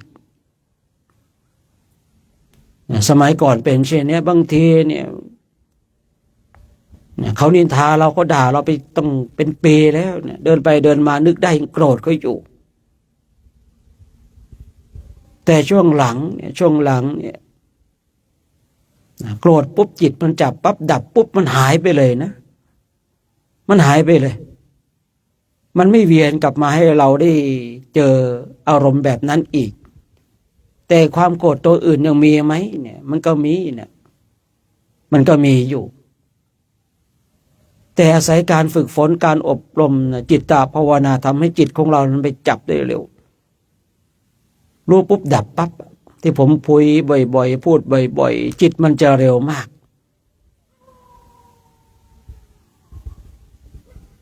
ฉะนั้นก่อนที่เราจะเข้าใจตรงจุดเนี้ยเราต้องมาเห็นโทษแห่งความโกรธก่อนเห็นโทษความโลภก่อนเห็นโทษความหลงก่อนดูว่าในขณะที่จิตของเราเนี่ยมาเสวยโทสะโมหะโลภะจิตใจของเรามันร้อนขนาดไหนเนี่ยชดินสามพี่น้องกับพร้อมกับบริวารเนี่ยร้อนเฉพาะภายนอก ร้อมกับภายในด้วยภายนอกคืออะไรนะก่อไฟบูชาไฟภายในคืออะไรร้อนด้วยโทสะโมหะโลภะแต่ของเราท่านทั้งหลายเนี่ยณเวลาเนี่ยร้อนด้วยราคะโทสะโมหะที่มันอยู่ในจิตอยู่ในใจของเราเมื่อเราเป็นผู้ที่เพียรเพ่งนั่งดูจิตดูใจเนี่ยสิ่งที่มันผุดขึ้นในใจของเราเนี่ยอย่างที่ผมได้กล่าวว่าจิตมันก็จะเข้าไปจับปุ๊บจับปั๊บไม่ว่าสิ่งนั้นจะเป็นกุศลหรืออกุศลนะมันดับอย่างนั้นเลยนะมันดับทั้งสิ่งที่เป็นกุศลและอกุศลเลยมันจะเร็วมากฝึกปฏิบัติธรรมกรรมฐานเนี่ยมันจะเร็วมากเลยสำหรับการเห็นจิตที่มันตัวที่ทำให้ก่อภพก่อชาติสำหรับตัวของเราเองไม่ว่าจะเป็นกุศลไม่ว่าเป็นอกุศลมันเป็นตัวที่ก่อให้เกิดภพชาติกับเราทั้งนั้นนะแต่สิ่งที่เป็นกุศลที่ก่อให้เกิดภพชาติมันก็เป็นจิตเจตนาที่ดีส่งผลในส่วนที่ดีถ้าเรายังเวียนว่ายตายเกิดอยู่แต่ถ้าจิตของเราเนี่ยเกิดอกุศลเนี่ยส่งที่สิ่งที่ส่งผลคือมันก็จะส่งในด้านลบถ้าเรายังเวียนว่ายตายเกิดอยู่แล้วก็ต้องมาทนทุกข์ทรมานหลายๆอย่างอันนี้กุศลอกุศลเพื่อให้ตัวของเราเกิดอยู่ในวัฏฏะนี้แต่เราฝึกฝนเราอบรมเราไม่ได้ฝึกฝนอบรมเพื่อการเกิดเนี่ยถ้าเราฝึกฝนอบรมเพื่อการเกิดเนี่ยเราก็ละอกุศลเพียรสร้างกุศลนี่เขาเรียกว่าฝึกฝนอบรมเพื่อการเกิดใครก็ตามนะใครก็ตามที่ยังรักษาสิ่งที่เป็นกุศลอยู่นะอันนี้ต้องคุยกันตามความเป็นจริงนะนั่นยังรักษาการเกิดอยู่นะยังแสวงหาหนทางการเกิดอยู่นะจิตเนี่ยจิตที่มันรักษากุศลเนี่ยมันรักษาการเกิดแก่เจ็บตายพร้อมไปในตัวด้วยนะแต่ถ้าเมื่อใดก็ตามถ้าเราฝึกฝนอบรมเนี่ยจิตของเราเนี่ยมันเสวยสิ่งที่เป็นกุศลหรืออกุศลเราเข้าไปดับได้ปุ๊บเนี่ยมันดับการเกิดแก่เจ็บตายไปด้วยคราวนี้ขึ้นอยู่กับตัวของเราเองว่าเราฝึกฝนอบรมเนี่ยเพื่อการเกิดหรือเพื่อการดับล่ะ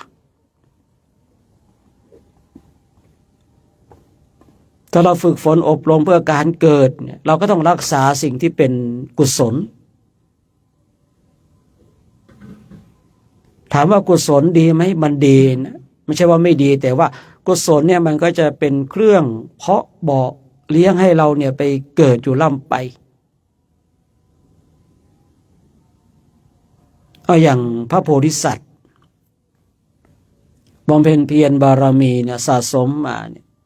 พระองค์ทรงรักษาสิ่งที่เป็นกุศลตั้งจิตปโนปนิธานเนี่ยเพื่อบุญกุศลทั้งหลายสิ่งที่เป็นกุศลทั้งหลายเพื่อสัมมาสัมโพธิญาณพระองค์รักษาการเกิดแสวงหาการเกิดอยู่แต่ในประชาติสุดท้ายพระองค์เนี่ยคือในช่วงที่พระองค์ฝึกฝนอบรมภาคเพียรจนได้บรรลุเป็นพระสัมมาสัมพุทธเจ้าเนี่ยณเวลานั้นจิตของพระองค์เนี่ยไม่มีเครื่องร้อยรัดทั้งกุศลและอกุศลคราวนี้ย้อนกลับมาที่ตัวของเราเองเนี่ยว่าเราฝึกฝนเพื่อการเกิดหรือเพื่อการดับล่ะ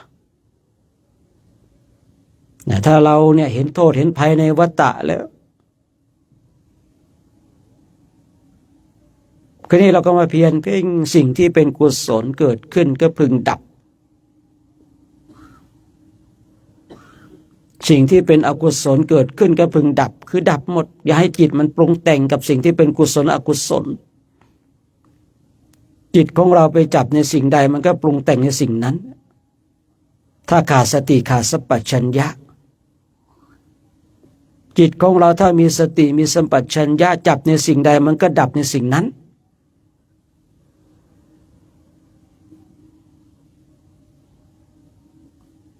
เราลองสังเกตดูเราภาคเพียรภาวนานั่งเพียรเพ่งดูจิตดูใจของเราเนี่ยมันต้องอย่างลงสู่จิตนะอย่างเราอาศัยคำวงบริกรรม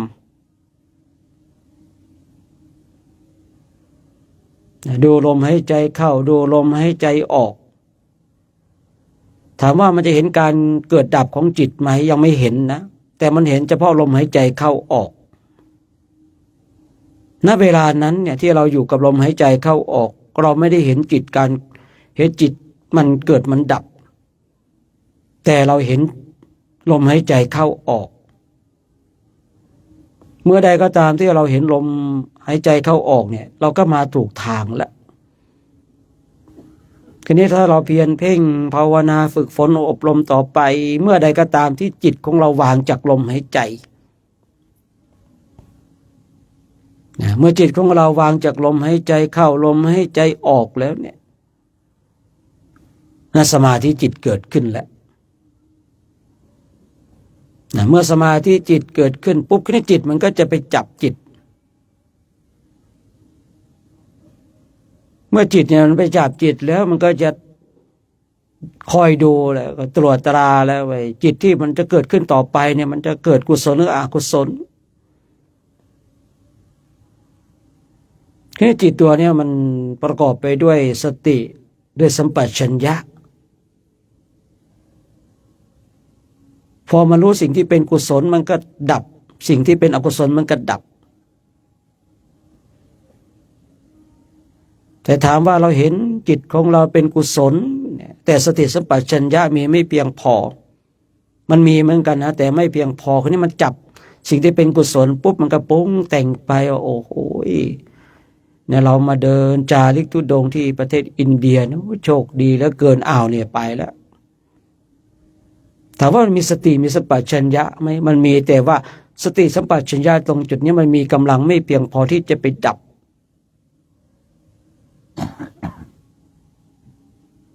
มันมีสติสัมปชัญญะเหมือนกันนะแต่ว่าสติสัมปชัญญะตรงจุดนี้มันมีไม่เพียงพอที่จะไปดับในสิ่งที่จิตของเราปรุงแต่งไม่ว่าจะเป็นกุศลหรืออกุศล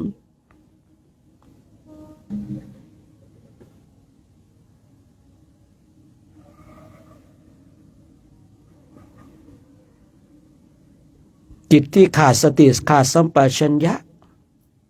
ก็จะปรุงแต่งไปคือคำว่าสติสัมปชัญญะเราต้องเข้าใจว่ามันมีหลายระดับมันมีหลายระดับไม่ใช่ว่ามันมีอยู่ระดับเดียวไม่ใช่นะเนี่ยคราวนี้เราฝึกฝนเราอบรมระบ่มนิสัยของเรา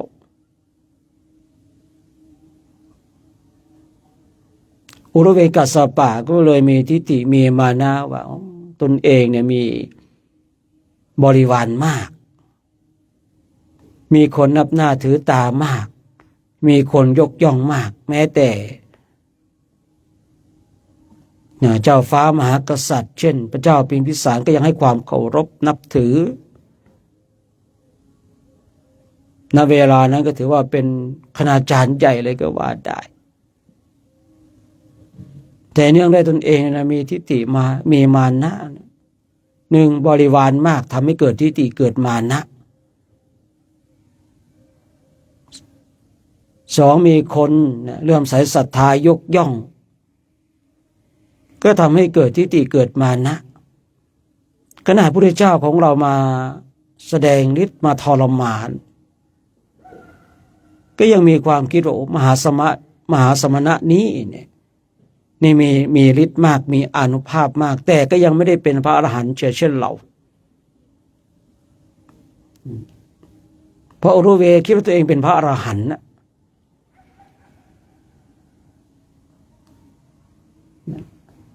ในความคิดของผมเองที่อุรุเวกัสสปะนี่มีความคิดว่าตัวเองเป็นพระอรหันต์คือคงจะมีกำลังของสมาธิที่ตนเองบูชาไฟเพียรเพ่งอยู่กับไฟจิตก็อยู่กับไฟเมื่อจิตอยู่กับไฟเนี่ยคือมันกับการเพ่งกสิณไฟนะเพียรเพ่งดูอยู่อย่างนั้นเนี่ยกิเลสทั้งหลายบางทีไอ้ความร้อนที่อยู่ในใจเนี่ยบางทีมันก็ไม่ผุดไม่เกิดขึ้นเนี่ย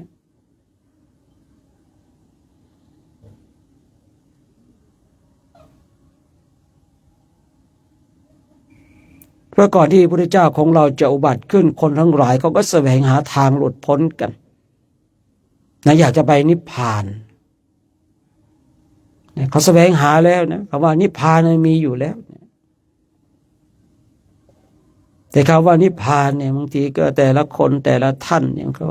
อย่างอุรุเวกัสสปะเนี่ยนะ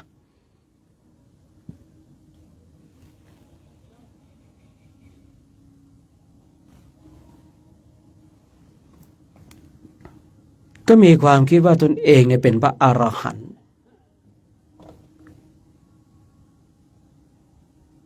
เมื่อใดก็ตามถ้าเรานี่มีคนยกย่องเชิดหน้าชูตาสรรเสริญเราเนี่ยหรือว่าเราเป็นผู้ที่มีบริวารมากแต่เรายังมีกิเลสมีทิฏฐิมีมานะอยู่ก็อย่าชะล่าใจนะอย่าให้คำสรรเสริญเยินยอทั้งหลายมาปิดกั้นอริยมรรคอริยผลนะอย่าให้บริวารมาปิดกั้นอริยมรรคอริยผลเพราะสิ่งเหล่านี้ถ้าเมื่อใดก็ตามถ้าจิตของเราเข้าไปจับมันก็จะเหมือนอุรุเวกัสสปะนะเจอพระพุทธเจ้าแล้วก็ยังมีทิฏฐิมีมานะว่ามหาสมณะนี้มีฤทธิ์มากมีฤทธิ์มากมีอานุภาพมากแต่ก็ยังไม่ได้เป็นพระอรหันต์เช่นเรา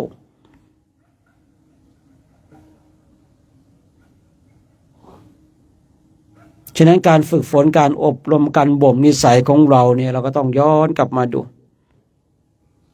ที่ตัวของเรามาเพียรเพ่งฝึกฝนอบรมไปตราบใดก็ตามที่เรายังมีความโลภความโกรธความหลงอยู่อย่าไปชะล่าใจอย่าไปหลงติดกับของมารทั้งหลายที่มาในรูปแบบต่างๆที่ผมเคยพูดเคยคุยนะบางคนเนี่ยไม่ติดในลาภแต่ติดในสักการะบางคนเนี่ยไม่ติดสักการะแต่ติดลาภเนี่ยไอ้ลาภสักการะเนี่ยผู้ฝึกปฏิบัติธรรมกรรมฐานย่อมชัดเจนด้วยตนเองว่าณเวลานี้เนี่ยเป็นเช่นไรเรามีความโลภความโกรธความหลงมากน้อยขนาดไหนถ้าเรายังมีความโลภความโกรธความหลงเนี่ยอย่าให้บริวารและอย่าให้สิ่งทั้งหลายมาตัดรอนอริยมรรคอริยผลสำหรับตัวของเราฉะนั้นเช้าวันนี้ก็จะสมยุติในการใช้เสียงไว้เพียงเท่านี้เนี่ยเพื่อให้เราท่านทั้งหลายได้ฝึกฝนอบรมนั่งเพียรเพ่งดูจิตดูใจของเราในท่ามกลางอากาศที่กำลังพอดีสำหรับเหมาะสำหรับการเจริญจิตตภาวนานะฉะนั้นก็ฝากไว้ให้เรามีสติมีสัพพัญญะกับการบำเพ็ญเพียรของเรานะ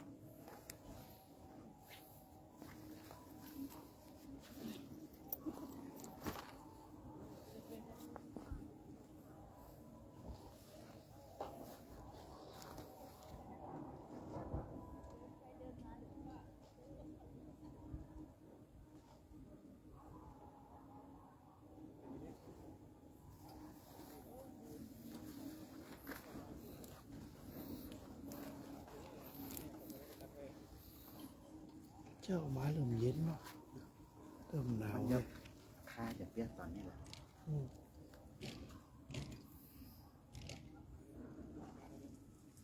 จริงอ่ะถ้าอาจารย์โชคชื่อตัวกีบมามันจะหันนะ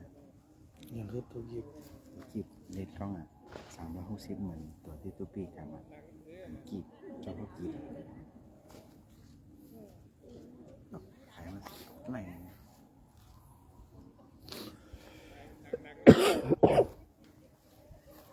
มันเหมือน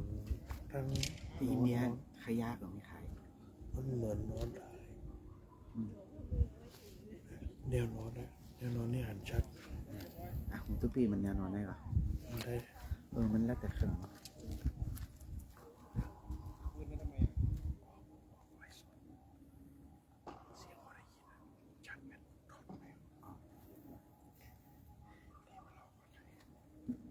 ทำไมไม่เอาตัวสองล้อมนะครับสองเหน่งเพื่อไม่เปลี่ยนจากว่าเกิดเพราะเครื่องว่าแต่เครื่อง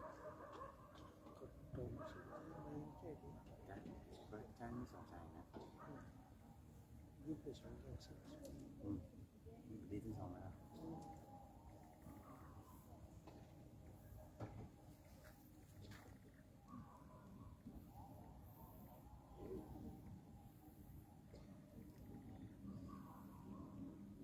จริงๆอ่ะมันชาตินี้ได้นะ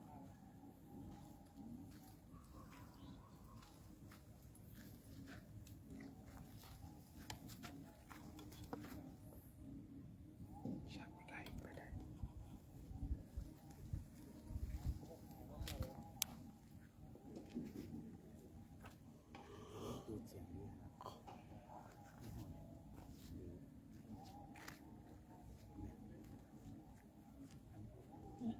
อัน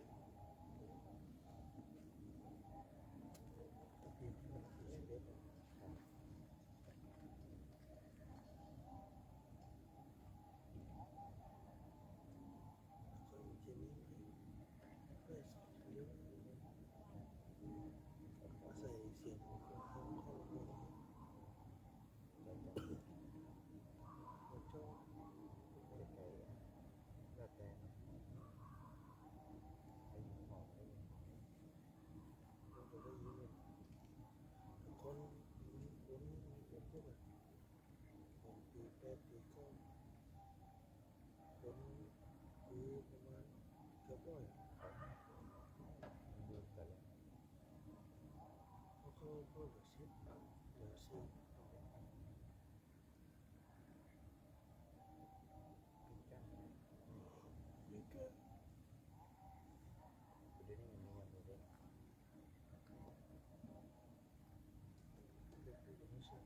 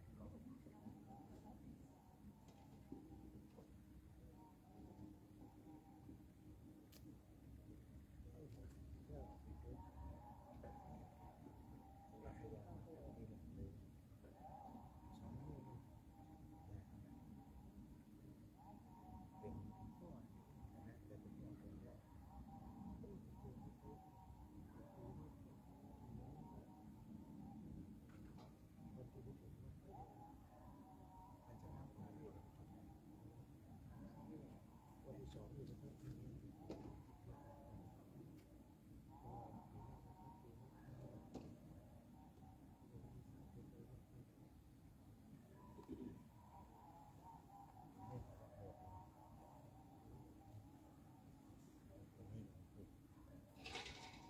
เรียนมาหาได้ด้วย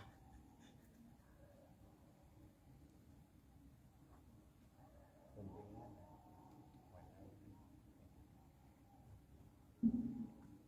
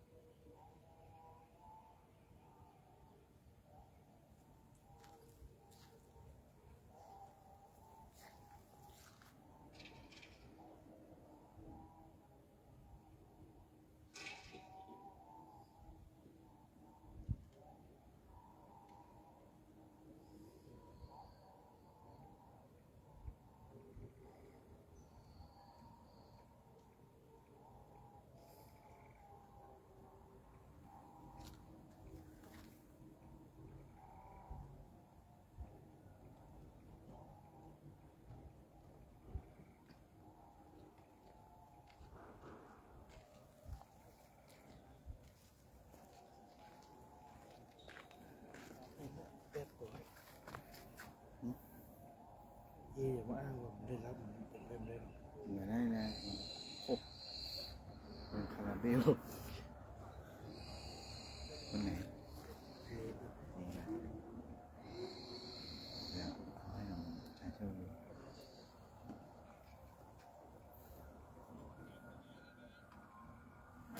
เนี่ยนิ่งๆนั่งก็ดีแล้ว คิดแล้วทุกปีทั้งสกิปนี่หมดเลยสกิปแล้ว อ่านแล้ว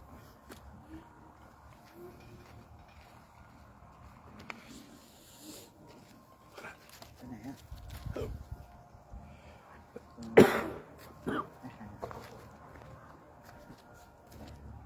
นี่คุณพูดอย่างนี้ได้ไหม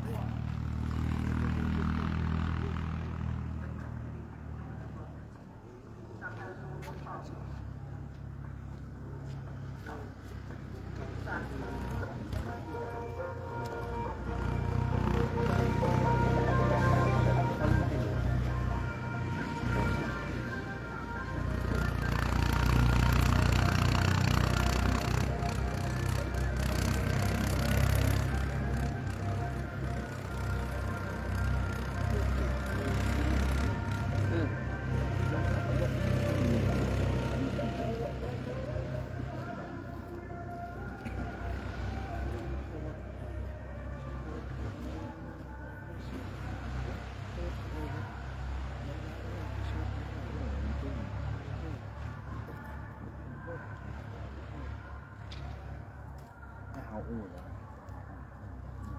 เอาอู้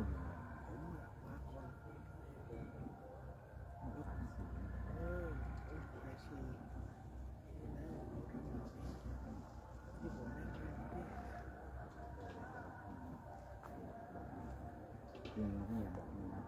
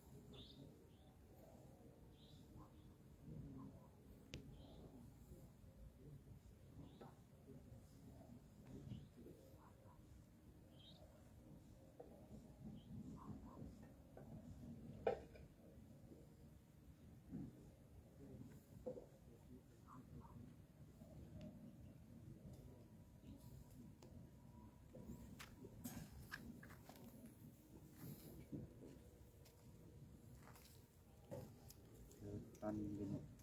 นั่งฉันข้าวอยู่ในบินเดิน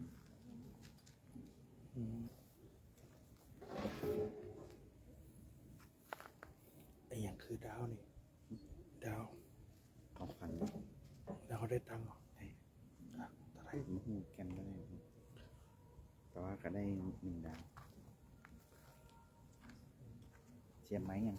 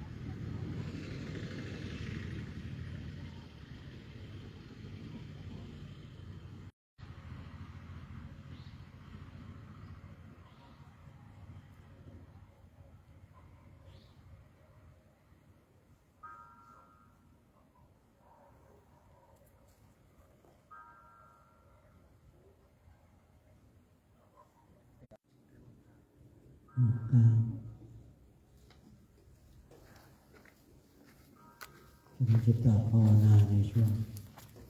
เช้าวันนี้ก็สมควรแก่เวลาให้เราทั้งหลายทำความสุขตัวพร้อมน้อมจิตน้อมใจจิตดีเป็นบุญเป็นกุศลจะได้ร่วมกันแผ่เมตตาให้กับสรรพสัตว์ทั้งหลายที่เป็นเพื่อนทุกข์เกิดแก่เจ็บตายของเราสัตว์ใดที่มีความทุกข์ขอให้พ้นจากทุกข์สัตว์ใดที่มีความสุขขอให้สุขยิ่งขึ้นไปแล้วก็ส่งพลังบุญพลังกุศลไปให้กับผู้มีอุปการะคุณมีบิดามารดาญาติสนิทมิตรสหายและผู้มีอุปการะคุณได้ถวายข้าวน้ำโภชนาอาหารและจตุปัจจัยให้เรามีกำลังในการขับเคลื่อนมาจาริกทุดงค์ที่ประเทศอินเดียและเนปาลแล้วก็ส่งพลังบุญให้กับเราเทพเทวาอารักษ์ที่ปกปักรักษาศาสนา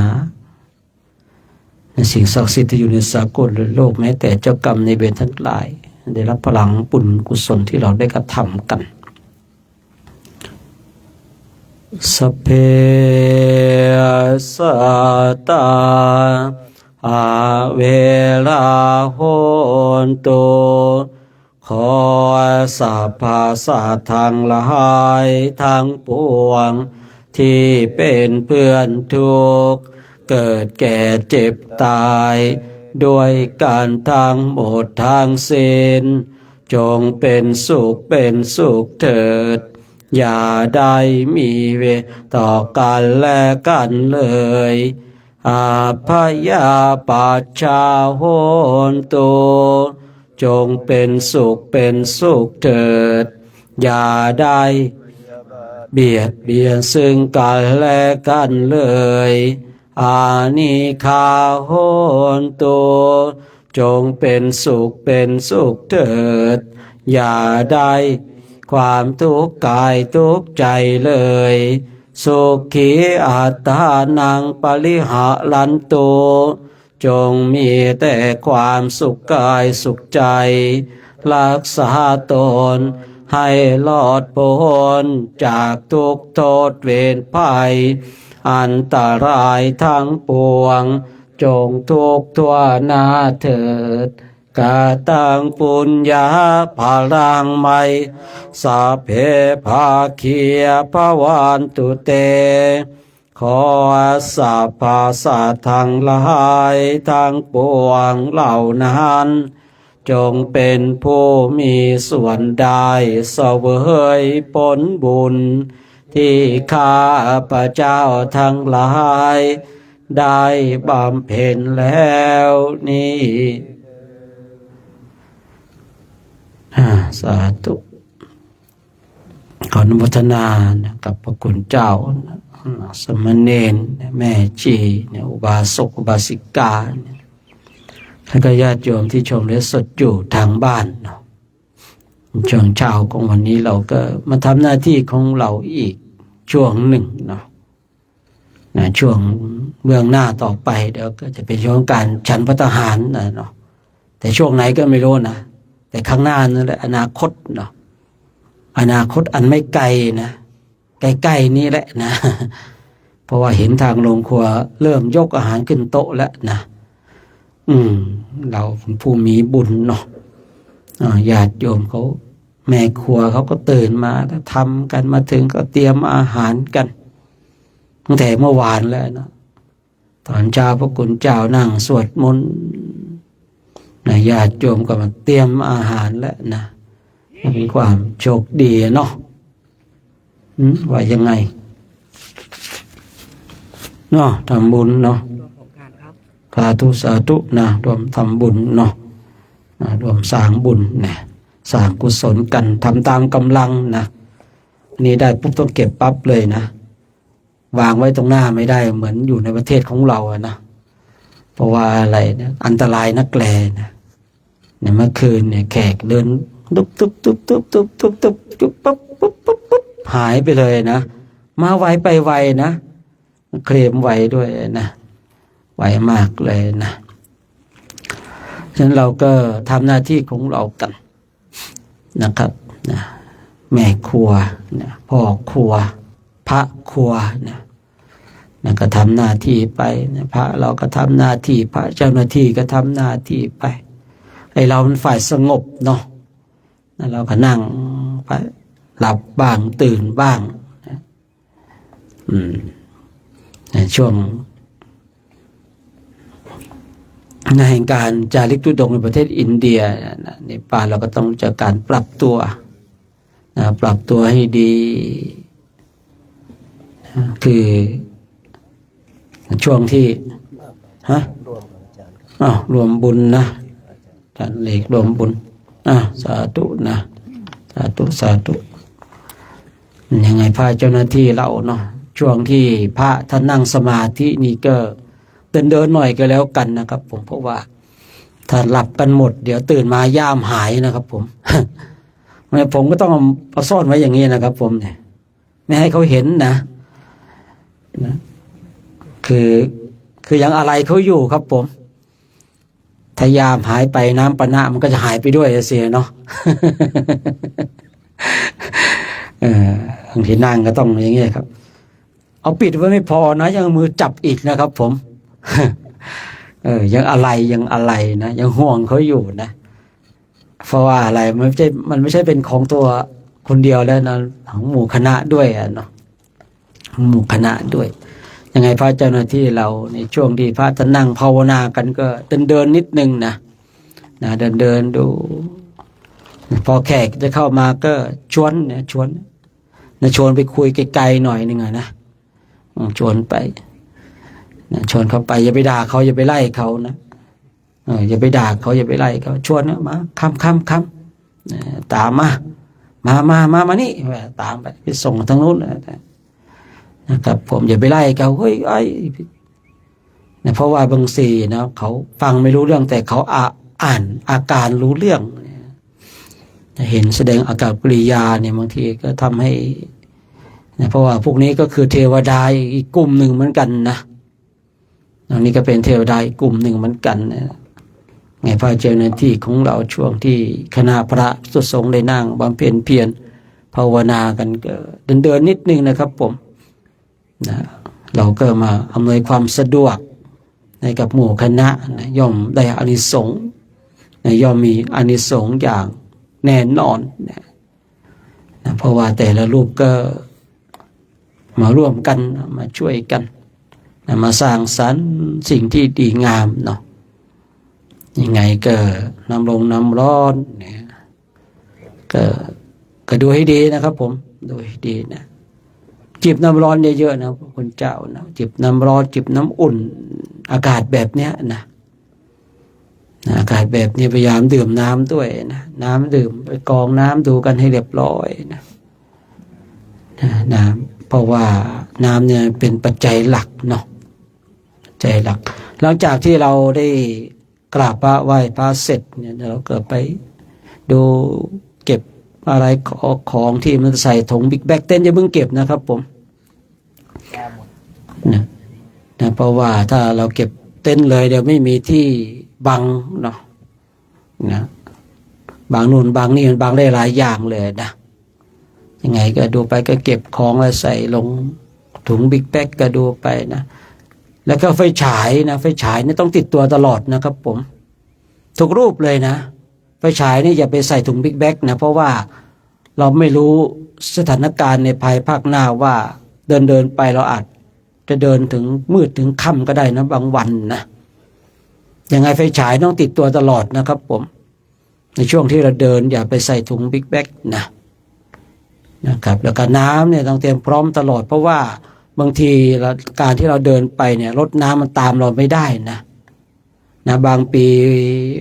บางรูปนะเฉพาะบางรูปเดี๋ยวรถน้ำตามเดี๋ยวรถน้ำไปรอเราข้างหน้านะบางปีนะมันรถน้ำตามไม่ได้นะครับตัวเองเป็นยังไงหิวดิครับผมหิวแล้วหงุดหงิดโกรธใครโกรธผมก็ไม่ได้ทำอะไรให้นะเดินอาจารย์โชคพามาอะไรยังไงก็ไม่รู้อ้าวไปมาผมผิดอีกเนาะฉะนั้นก็ให้เราท่านทั้งหลายเนี่ยไปฉายเนี่ยน้ำเนี่ยน้ำดื่มเนี่ยนะต้องเตรียมไว้พกไว้ตลอดเวลานะครับแต่มากน้อยก็แล้วแต่นะครับมากน้อยก็แล้วแต่นะครับผมฉะนั้นเกิดไฟฉายกับน้ำดื่มนี่เราต้องเตรียมตลอดเนาะเอาละคงจะพร้อมเดี๋ยวเราก็คงจะคอยฟังเสียงสัญญาณอีกทีเนาะคอยฟังเสียงสัญญาณอีกทีหนึ่งนะว่าระฆังจะฉันข้าวตอนไหนยังไงเนาะ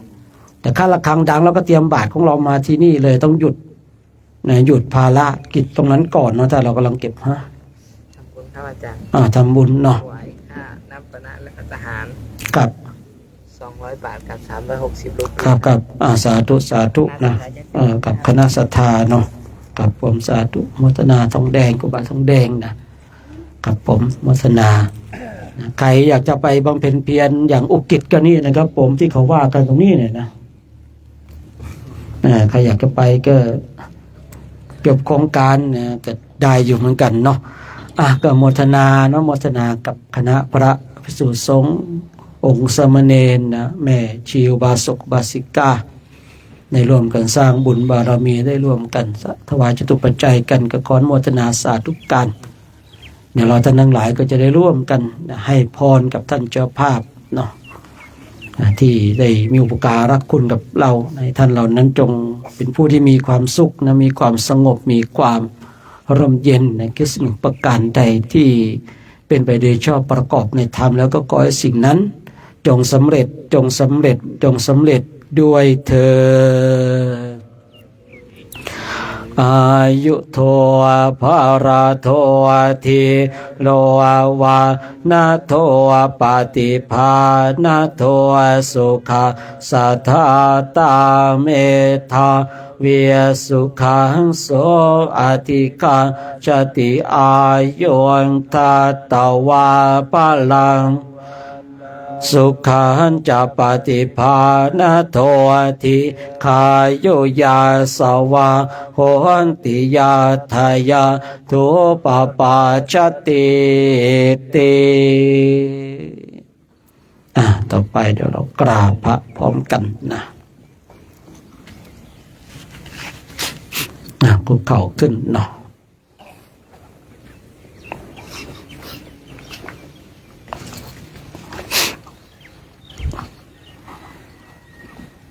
เบื้องหน้าเรานี่เขาอิสิคิรินะครับผม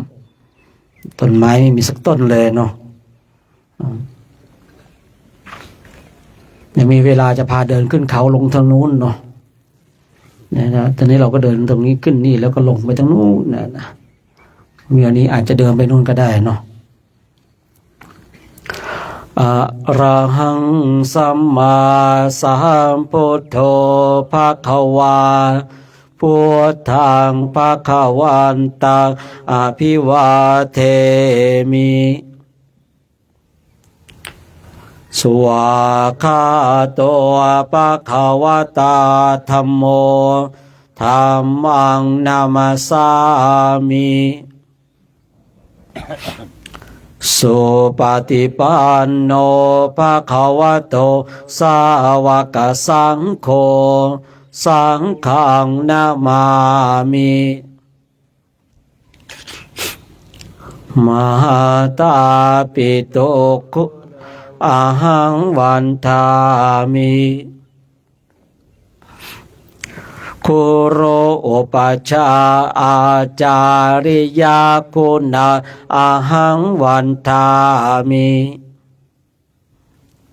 น้อมจิตน้อมใจกราบคุณครูบาอาจารย์พร้อมกัน3 ครั้งพร้อมแล้วกราบกราบกราบ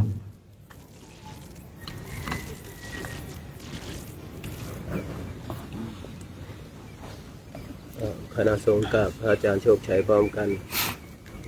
แล้วกราบสาธุกราบสมณีนะแม่ชีญาติโยมพร้อมแล้วกราบกราบกราบครับผมนิมนต์นะครับ ห้องน้ำอารามเซเลยนะทุกที่เป็นห้องน้ำของเรานะไปเด้อเอาที่สบายใจเลยนะ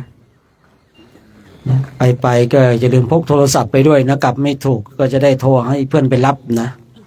เก็บไปให้หมดนะครับผมนะเก็บเนี่ยผ้าปูนั่งเก็บไปให้หมดนะตอนระฆังดังแล้วค่อยเอามาอีกทีหนึ่งนะครับผม